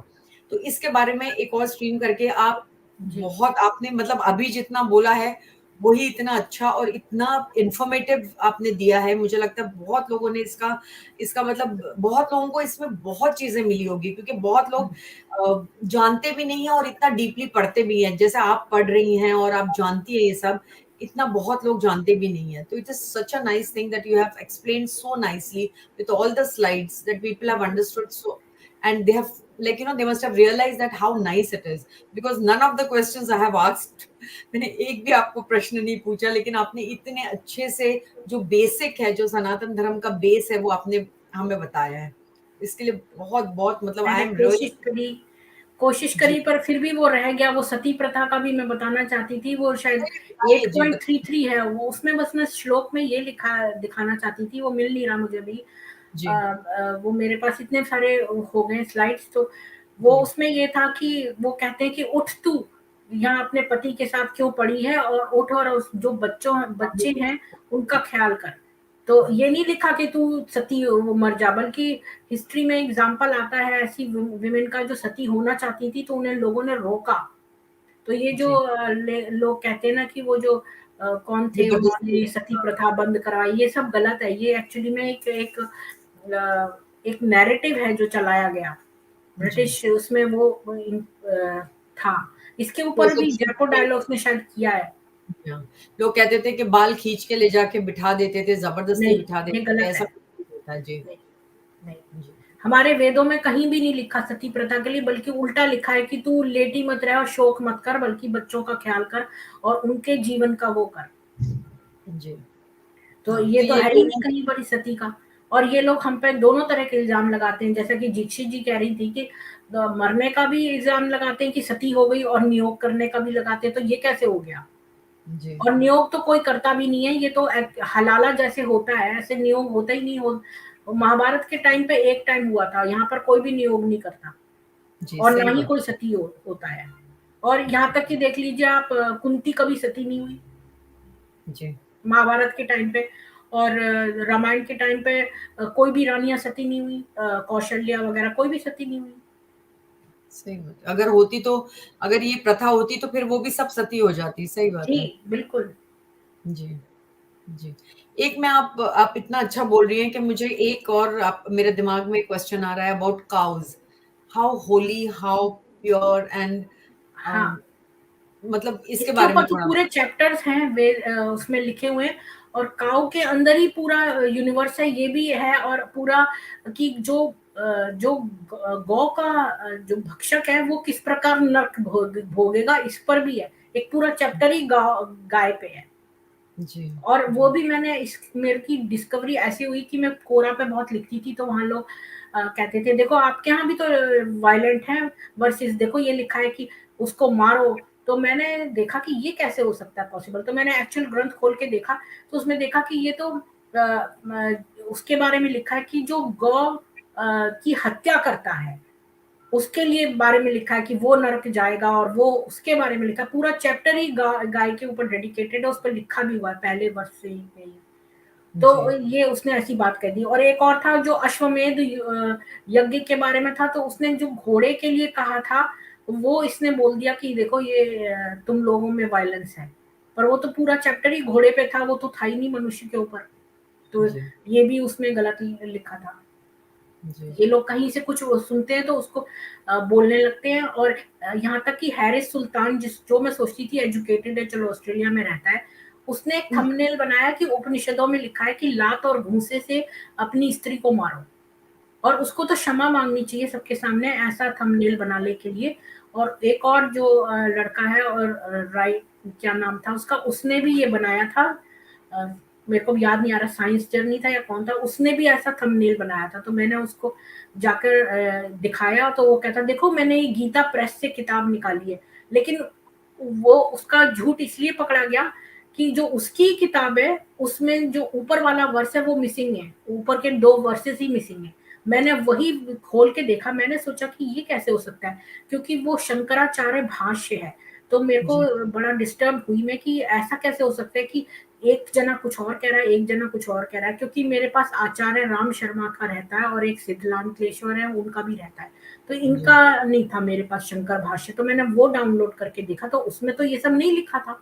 और उसने लिखा है कि वो स्टिक से मारो अपनी वाइफ को, तो वो भी नहीं वर्ड लिखा था, स्टिक वर्ड ही नहीं लिखा था। तो इन्होंने कहीं से या तो इसको छपवाया है या कुछ करा है, क्योंकि मैंने उसने मेरे को एक लिंक भेजा कि देखो मैंने यहाँ से लिया है, तो मैंने उसका लिंक खोल के देखा तो उसमें प्रीवियस वर्सेस भी मिसिंग थे। अच्छा। उसमें जो अगर आपको किसी चीज को जानना है ना, तो आप 2-3 वर्ष पहले से पढ़िए उसको, तब आपको जी। उसका कॉन्टेक्स्ट अच्छा समझ में उसका आता है। कॉन्टेक्स्ट हाँ, कि वो किस कॉन्टेक्स्ट में लिखा है और हाँ, क्या तो उसके लिखा जो है। पीछे वाले थे वो गायब थे उसमें, अच्छा, क्योंकि उसी में लिखा हुआ था कि आप उसको प्यार करें और ये करें, तो वो उसने नहीं पढ़ा, तो मैंने सोचा इसने शायद जानबूझ के नहीं पढ़ा, पर उसने दिया ही नहीं था। अच्छा। तो मतलब बहुत लोग जो लिखते हैं वो सब ऑथेंटिक वो नहीं होता है। हाँ, तो आप उसको जो जो किताब है उसको निकाल के देखिए एक्चुअल में, जो रियल बुक है। सही बात है। जी, जी हाँ। तो मैं अब और आप एक और बात मैं ये कहना चाहती हूँ, देखिए ये कितना, जब आप सत्यार्थ प्रकाश पढ़ेंगी ना तो आपको पता चलेगा, उसका 14th चैप्टर जो है वो पूरा इस्लाम का और इसका में जो ऑब्जेक्शंस हैं वो रेज करे हैं। तो उसमें बहुत सारे हैं, 195 ऑब्जेक्शंस हैं।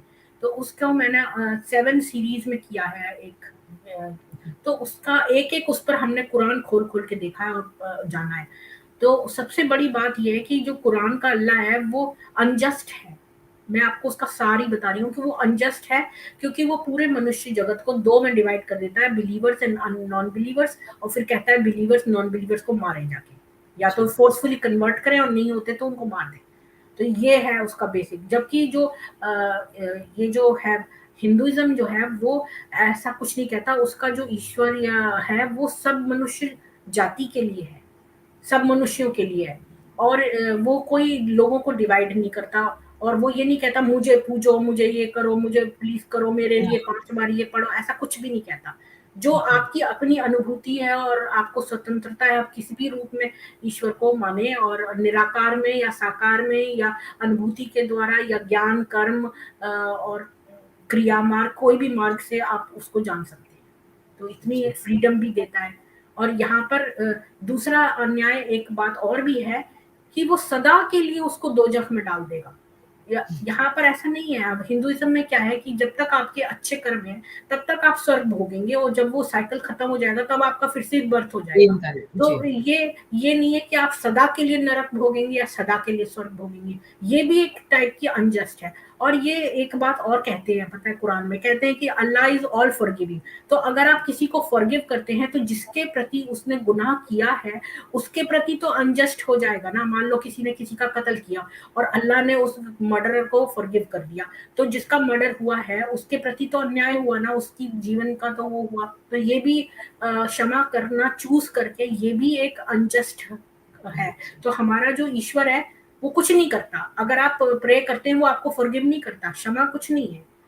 आप जो है, आपने जो बुरे कर्म किए उसका भी आपको रिजल्ट मिलेगा, जो अच्छे किए उसका भी मिलेगा।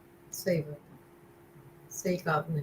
मतलब बायस नहीं है, जिसको जो जिसने जो किया है वो हिसाब से अपना अपना जी कर्म भुगतेगा। वो ये नहीं है कि जी तुमने, हाँ, क्योंकि और एक जन्म का तो मुझे कंसेप्ट ही समझ में नहीं आता है, जो बाइबल में भी है, जो इस्लाम में भी है कि कोई जन्म नहीं है। तो फिर वही है कि there is no logic behind this, कि क्यों कोई सफर कर रहा है, या कोई क्यों, हम क्यों इतने अच्छे, मतलब हाँ। हम क्यों अच्छा, घर में रह हाँ, मैं रहे आपको बताना ही भूल गई। यही मैंने क्वेश्चन जब पूछा था उस मैडम से, तो उसका जी आंसर पता है क्या था? जी कि मैंने बोला इतना वेरिएशन क्यों है, कि कोई रिच और कोई पुअर है, कोई ये है वो। तो कहती है कि आप मिट्टी जो है घड़े बनाने वाले से मत पूछो कि वो कैसे घड़े बनाता है। तो ये तो मेरे को आंसर सेटिस्फाइंग ही नहीं लगा। तब मैं इतनी छोटी थी, तब भी मुझे, मैं 6th क्लास में थी, पर मेरे को तब भी नहीं ये आंसर जमा कुछ। ये तो आंसर ही नहीं हुआ।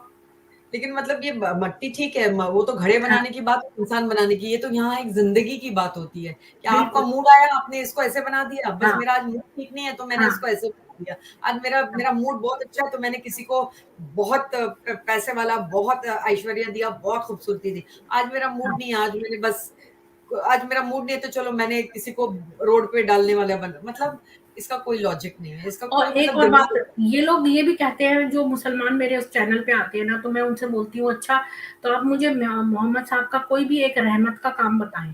तो वो जी कोई भी काम नहीं बता पाते हैं। वो जो फॉल्स स्टोरीज हैं मौलवी ने सुनाई है, उनका कोई भी रेफरेंस नहीं दे पाते ना। मैंने, मेरे को किसी भी किताब में मोहम्मद के रहमत का कोई एग्जाम्पल मिला। जी और मेरे को किसी एक ने बताया कि भाई मोहम्मद साहब को किसी ने, बहुत तपती धूप थी और बड़ी गर्मी थी, तो किसी ने उनको पानी पिला दिया। तो मैंने कहा ये एग्जाम्पल मोहम्मद की काइंडनेस का थोड़ी हुआ, ये तो दूसरे की काइंडनेस का हुआ। फिर वो कहता हाँ है कि उन्होंने एक बार ऊँटों को पानी पिलवाया था। मैंने कहा ऊँटों को भी तो, जो उनके अपने जानवर हैं जिनको वो इस्तेमाल करते हैं, उनको तो वो पानी नहीं पिलाएंगे, मर जाएंगे, तो वो इस्तेमाल कैसे करेंगे? तो जो निष्काम भावना जो है, ये जो गीता में कहा है कि निस्वार्थ भाव से जो आप करते हैं वही तो हुआ। तो जो कर्म निस्वार्थ भाव से माना जाए, या जो यज्ञ भी आप करें, कोई जी सोच के यज्ञ करवाए, चलो आज मैं सत्यनारायण की पूजा रखूंगा तो मैं, मेरे को ये लाभ मिलेगा, मुझे व्यापार में फायदा होगा, तो वो अकर्म है। ये कहा जी गया है कि कोई भी यज्ञ भी जो आप करते हैं, अगर किसी स्वार्थ भाव से करते हैं तो उसका वो अकर्म माना जाता है।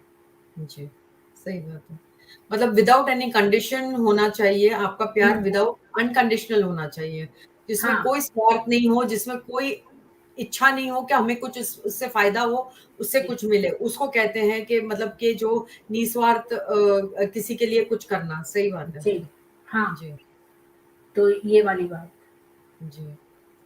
तो मैं आपको यही कहूँगी कि प्लीज़ आप वापस जुड़िएगा। मेरे पास बहुत जी क्वेश्चन्स हैं।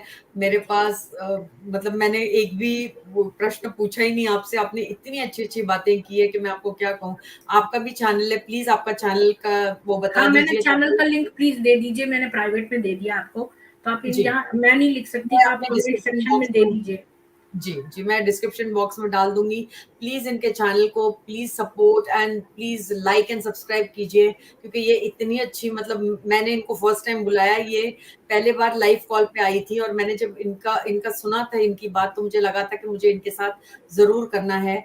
और इनके पास इतना, अभी तो मुझे लगता है आपने मुझे एक पार्ट भी नहीं सुनाया होगा। एक 1 बहुत पार्ट ऑफ। सारी चीजें हैं, बहुत सारी चीजें हैं। हाँ, तो मैं वही कह रही हूँ कि आपने कुछ भी, मतलब अभी तो मैंने मतलब ऊपर ही मतलब मैंने तैरा है। मैंने तो डीप डाउन तो कुछ आपको जितना पता है और आप जितना जानती हैं, प्लीज मैं आपको व्हेनेवर। उपनिषद का एक सार बता सकती हूँ। उपनिषद का सार जो मैंने अब तक इतने सारे पढ़े हैं, उसका सार ये है कि जो आपके अंदर जो कॉन्शियस है, उसके अंदर ही पर ब्रह्म है, उसी को आप फोकस करें तो आपके ब्रह्म के द्वार खुल जाएंगे। जी, जी।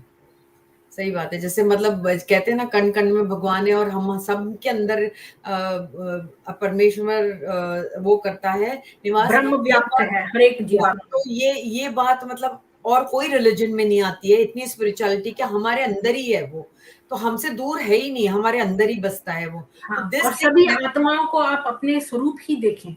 जी हाँ, और we never see this spirituality in, I don't find in any हाँ, अदर नहीं, रिलीजन, आई नहीं, नेवर नहीं। Find it. मैंने बहुत लोगों को भी देखा है जो पहली बात तो क्वेश्चन का कोई आंसर्स नहीं दे पाते हैं, और दूसरी बात आके बात भी नहीं करना चाहते हैं, because they know they don't have any answer. तो मैं यही सोचती हूँ कि जितनी स्पिरिचुअलिटी सनातन में है, जो always will stay for ever till this world is there, Sanatan will stay for ever, that's what I feel. And I am so thankful to you, I am so thankful to no, you. I am also thankful to you. और हमारे अपने वो होते हैं जो हमें अपने जैसी सोल्स से मुलाकात होती है हमारी, तो आप जी, भी मेरे चैनल पे आके अपनी स्टोरी सुनाएं कभी। जरूर जरूर। और आप भी प्लीज मेरे चैनल पे आइएगा, क्योंकि बहुत सारी और चीजें बाकी है अभी। जी, आपके पास मेरा नंबर है, आप जब कहीं मैं हाजिर हो जाऊंगी। Thank you so much, thank you thanks a so lot. Much. बहुत थैंक यू बहुत आभार। सबको, थैंक यू सो मच। सबको साधुवाद सुनने के लिए। और प्लीज मेरे चैनल को भी सब्सक्राइब हाँ, करें। मैं और डिस्क्रिप्शन बॉक्स में इनका चैनल का हाँ, लिंक डाल इसमें दूंगा। कमेंट में भी आप डाल सकती हैं। जी, जी, जी, ठीक। ठीक थैंक है, यू मैं सो मच। चलती हूँ। नमस्कार। धन्यवाद।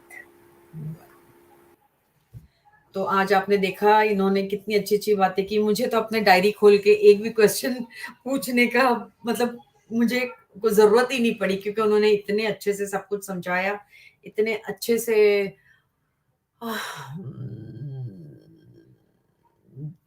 अब मैं सनातन रिलीजन ऑफ अंधविश्वास, जात-पात, illogical, unscientific. That's what you think, dead soul, because I think you are already a dead soul. Where is my yeah. Anyways, देखो, अंधविश्वास आप समझते हो क्योंकि आपको ऐसा लगता है। Dead soul is dead against, I think, Vedas, and dead against Hinduism. Um, Pooja Singh ji, thank you so much for joining. Dead soul ji, आपका भी थैंक यू सो मच, क्योंकि आप जो सोचोगे वो आपके लिए है। तो I would thank you also. Ranvijay Kumar ji, thank you so much. Har Har Mahadev. और वीरेंद्र कुमार, सनातन के मायनों या फिर दुख उठाओ जबरदस्ती फिर। जी हाँ, thank you so much Virendra Kumar ji, आपको भी नमस्ते। और सोराथिया दिलीप, आपको भी नमस्कार। मयंक सिंह, दिलीप जी, स्वर्ग मतलब बहुत टाइम तक जन्म नहीं होता जब तक अच्छी सिचुएशन जमीन पर ना हो। जी हाँ मयंक जी। मीनाक्षी चौधरी, आपको बहुत बहुत नमस्ते। पूजा सिंह जी, आपको भी नमस्ते। Team Autobots fan, well said ma'am. she I really, I'm so impressed with her. I really loved what she said, because she made you understand with slides and with so much, like, the hyper raita winger, education, qualification, knowledge and wisdom are all separate matters. Harish has hyper raita winger, कितना अजीब अलग सा नाम है ना। अमित पटेल जी, नमस्ते, आपको भी नमस्ते। और कौन है? Majumdar Narasimha Rao, both are highly knowledgeable personalities, please accept my. आपको भी कोटि कोटि नमस्कार, बहुत प्रणाम। गायत्री जी, ठीक है ना, मैंने उससे आप, अच्छा मैं शायद उल्टा पढ़ती हूँ ना पहले, एक्चुअली मैंने मुल्ला मोदी विक्की डोनर मूवी भी नियोग है। हाँ हे भगवान। अच्छा, तो मैं अब ये स्ट्रीम, आप सबको बहुत बहुत थैंक्स कि आप लोग जुड़े, बहुत बहुत थैंक्स। और मैं कल के लिए बता रही हूँ कि कल मैं पोस्ट डाल दूंगी, मैं कल लाइव कॉल्स ले रही हूँ, please join me. I think I'll put the topic so that we talk on that topic only. We don't need to, ये भी बात करो, वो भी बात करो, वो भी बात करो। और जो भी मुस्लिम्स हैं, जो स्पेशली इरफानुल्लाह जी, जो मैं उनके पीछे पड़ गई हूँ। इरफानुल्लाह जी, आप आओ मेरे चैनल पे और प्लीज आके बात करो। मुझे सिर्फ यहाँ पर लिखने वाले लोग नहीं, जो बात कर सके, अभी जितने भी हैं, अगर जो भी चाहे वो आके मुझसे बात कर सकता है. And tomorrow the topic will be again on Islam only. So I am saying that come and talk. Why don't you come and talk? और वेडनेसडे को एक बहुत अच्छे फ्लूट प्लेयर हैं जो बहुत प्रसिद्ध हैं. आप अगर गूगल करेंगे कि विक्रम, उनका नाम है Vikram B, and he is from I think north east के हैं, बहुत अच्छा बजाते हैं. ही विल, वो हमारे लिए प्ले भी करेंगे, फ्लूट प्ले करेंगे और बहुत ही मजेदार बातें करेंगे, बताएंगे कि वो कैसे बॉम्बे आए और इतने प्रसिद्ध कैसे हो गए. So I put the post. Please आप वेडनेसडे को अपने आप को फ्री रखिएगा. इट विल बी एट 8 और 8:30. I will put the post today और टुनाइट और टुमारो. और कल प्लीज ज्वाइन करिएगा लाइव कॉल के लिए. सो विल मीट टुमारो और हम कोई टॉपिक, अच्छा सा हम टॉपिक के ऊपर बात करेंगे. आप लोग भी बताइएगा और प्लीज हम एक ही टॉपिक पे बात करेंगे, ठीक है? और आप सब ठीक होंगे. Thank you so much. बहुत बहुत बहुत आभार कि आप जुड़े. और एक बात, नोटिफिकेशन बेल को दबाइए, क्योंकि notification bell is very important, because whenever you press the bell you come to know the time live, है ना? तो वॉट एवर वीडियो मैं बना के डालती हूँ या फिर मैं लाइव आती हूँ तो आपको पता चल जाएगा. वो मुझे, ये हमेशा मैं कभी नहीं बोलती हूँ, आज मैं बोल रही हूँ क्योंकि किसी ने मुझे कहा कि नोटिफिकेशन बेल के लिए भी बोलिएगा. और लाइक, शेयर एंड सब्सक्राइब, ये तो आप करते ही हैं. Thank you so much. बहुत बहुत बहुत आभार आपका. आप सब जुड़े, यही बहुत अच्छा है. और मैं एक और बात करना चाहती हूँ कि मैं शिवजी के बारे में जरूर डॉक्टर प्रीति निगम को बुलाना चाहती हूँ, क्योंकि I am really really waiting to hear a lot from her about Shivji. So हम एक और उनका स्ट्रीम करेंगे नेक्स्ट वीक. प्लीज जुड़िएगा. अगर आपको आज का प्रोग्राम अच्छा लगा तो प्लीज जुड़िएगा. Thank you so much. शुभ रात्रि. हर हर महादेव. जय हिंद. वंदे मातरम. और आप जितने भी आप लोगों ने मुझे हर हर महादेव और लिखा है, तो मैं बहुत बहुत ओके, 1 मिनट.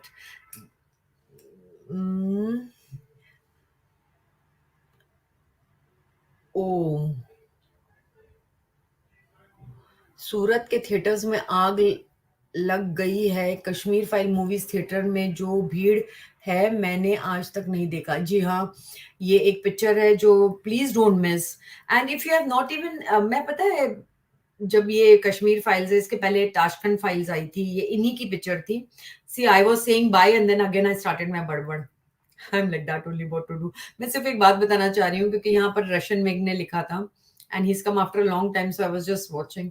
तो मैंने ये लिखा, टेकपारा जी आए थे शायद. अगर टेकपारा आए हैं तो आपको भी बहुत, हाँ, हियर ही इज टेकपारा. बहुत बहुत नमस्ते.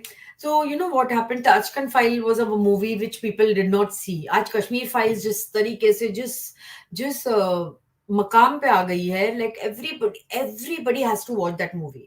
It's not going to give me anything, but that movie I have not watched. I'm going to go in a day or two, and it's a very beautiful movie, because मैं बस यही देखती हूँ कि जो लोग बाहर निकल रहे हैं वो रो रहे हैं, तो वो क्यों रो रहे हैं, वो कितना फील कर रहे हैं.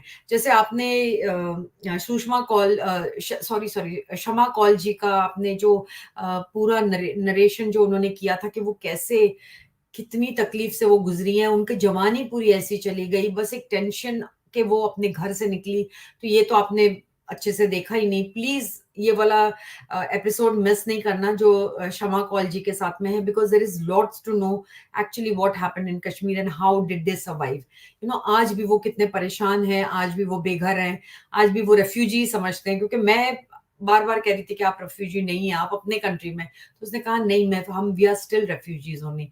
तो प्लीज वो वाला जो एक मेरा वीडियो है वो जरूर देखिए, उनकी हालत देखिए, आप समझ जाएंगे कि उन्होंने कितनी तकलीफ झेली है.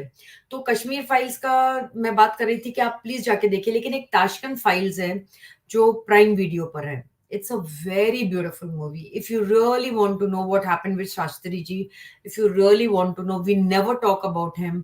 ये बात तो सही है that we never talk about Shastri ji. Lal Bahadur Shastri ji was the second prime minister of our country. उन्होंने हमें स्लोगन भी दिया, जय जवान जय किसान, है ना? और वो इतने अच्छे थे. और 2 अक्टूबर को उनका भी बर्थडे है, तो उनका बर्थडे कभी कोई क्यों नहीं मनाता है? 2 अक्टूबर सिर्फ गांधी जी का बर्थडे क्यों मनाया जाता है? गांधी जी का ही सिर्फ बर्थडे क्यों मनाया जाता है? क्यों नहीं उनका भी बर्थडे मनाया जाता है? कभी सुना है हमने, कभी बोला है कि 2 अक्टूबर को इसलिए छुट्टी है क्योंकि ये लाल बहादुर शास्त्री जी का बर्थडे है, या सिर्फ गांधी जी का बर्थडे है, ये सोच के, और हमेशा गांधी जयंती गांधी जयंती गांधी जयंती करते रहते हैं। हाँ, तो हमने कभी इस इंसान को इसका ड्यू ही नहीं दिया है। तो प्लीज, अगर आपके पास प्राइम वीडियो है, I would say please watch Tashkent files. It's made by the same director. ये सेम डायरेक्टर है जिन्होंने कश्मीर फाइल्स बनाई हैं। So if you ever feel bored and if you want to watch something, please watch this movie. It's a very very very nice movie and a very intelligent movie that will make you think that, oh my god, really, it's like you don't know till now that how Shastri ji died. Till now we don't know how he really died. Was he poisoned किया गया उनको, या उनको मार डाला गया था, या उनको क्या हुआ था उनके साथ ताशकंद में, ये आप जरूर देखिएगा, ठीक है। तो मैं आपसे अभी विदा लेती हूँ। अब मैं सही में कह रही हूँ, हर हर महादेव, जय हिंद, वंदे मातरम। मैं आप सबको कहूंगी कि आप सब को शुभ रात्रि। हाँ, आप सबको शुभ रात्रि। कल का दिन आपका अच्छा जाए। प्लीज जुड़िएगा, और कल लाइव कॉल्स लेंगे और हम बहुत सारी बातें करेंगे एक टॉपिक के ऊपर, जो मैं टॉपिक और अपना स्ट्रीम का वो डाल दूंगी।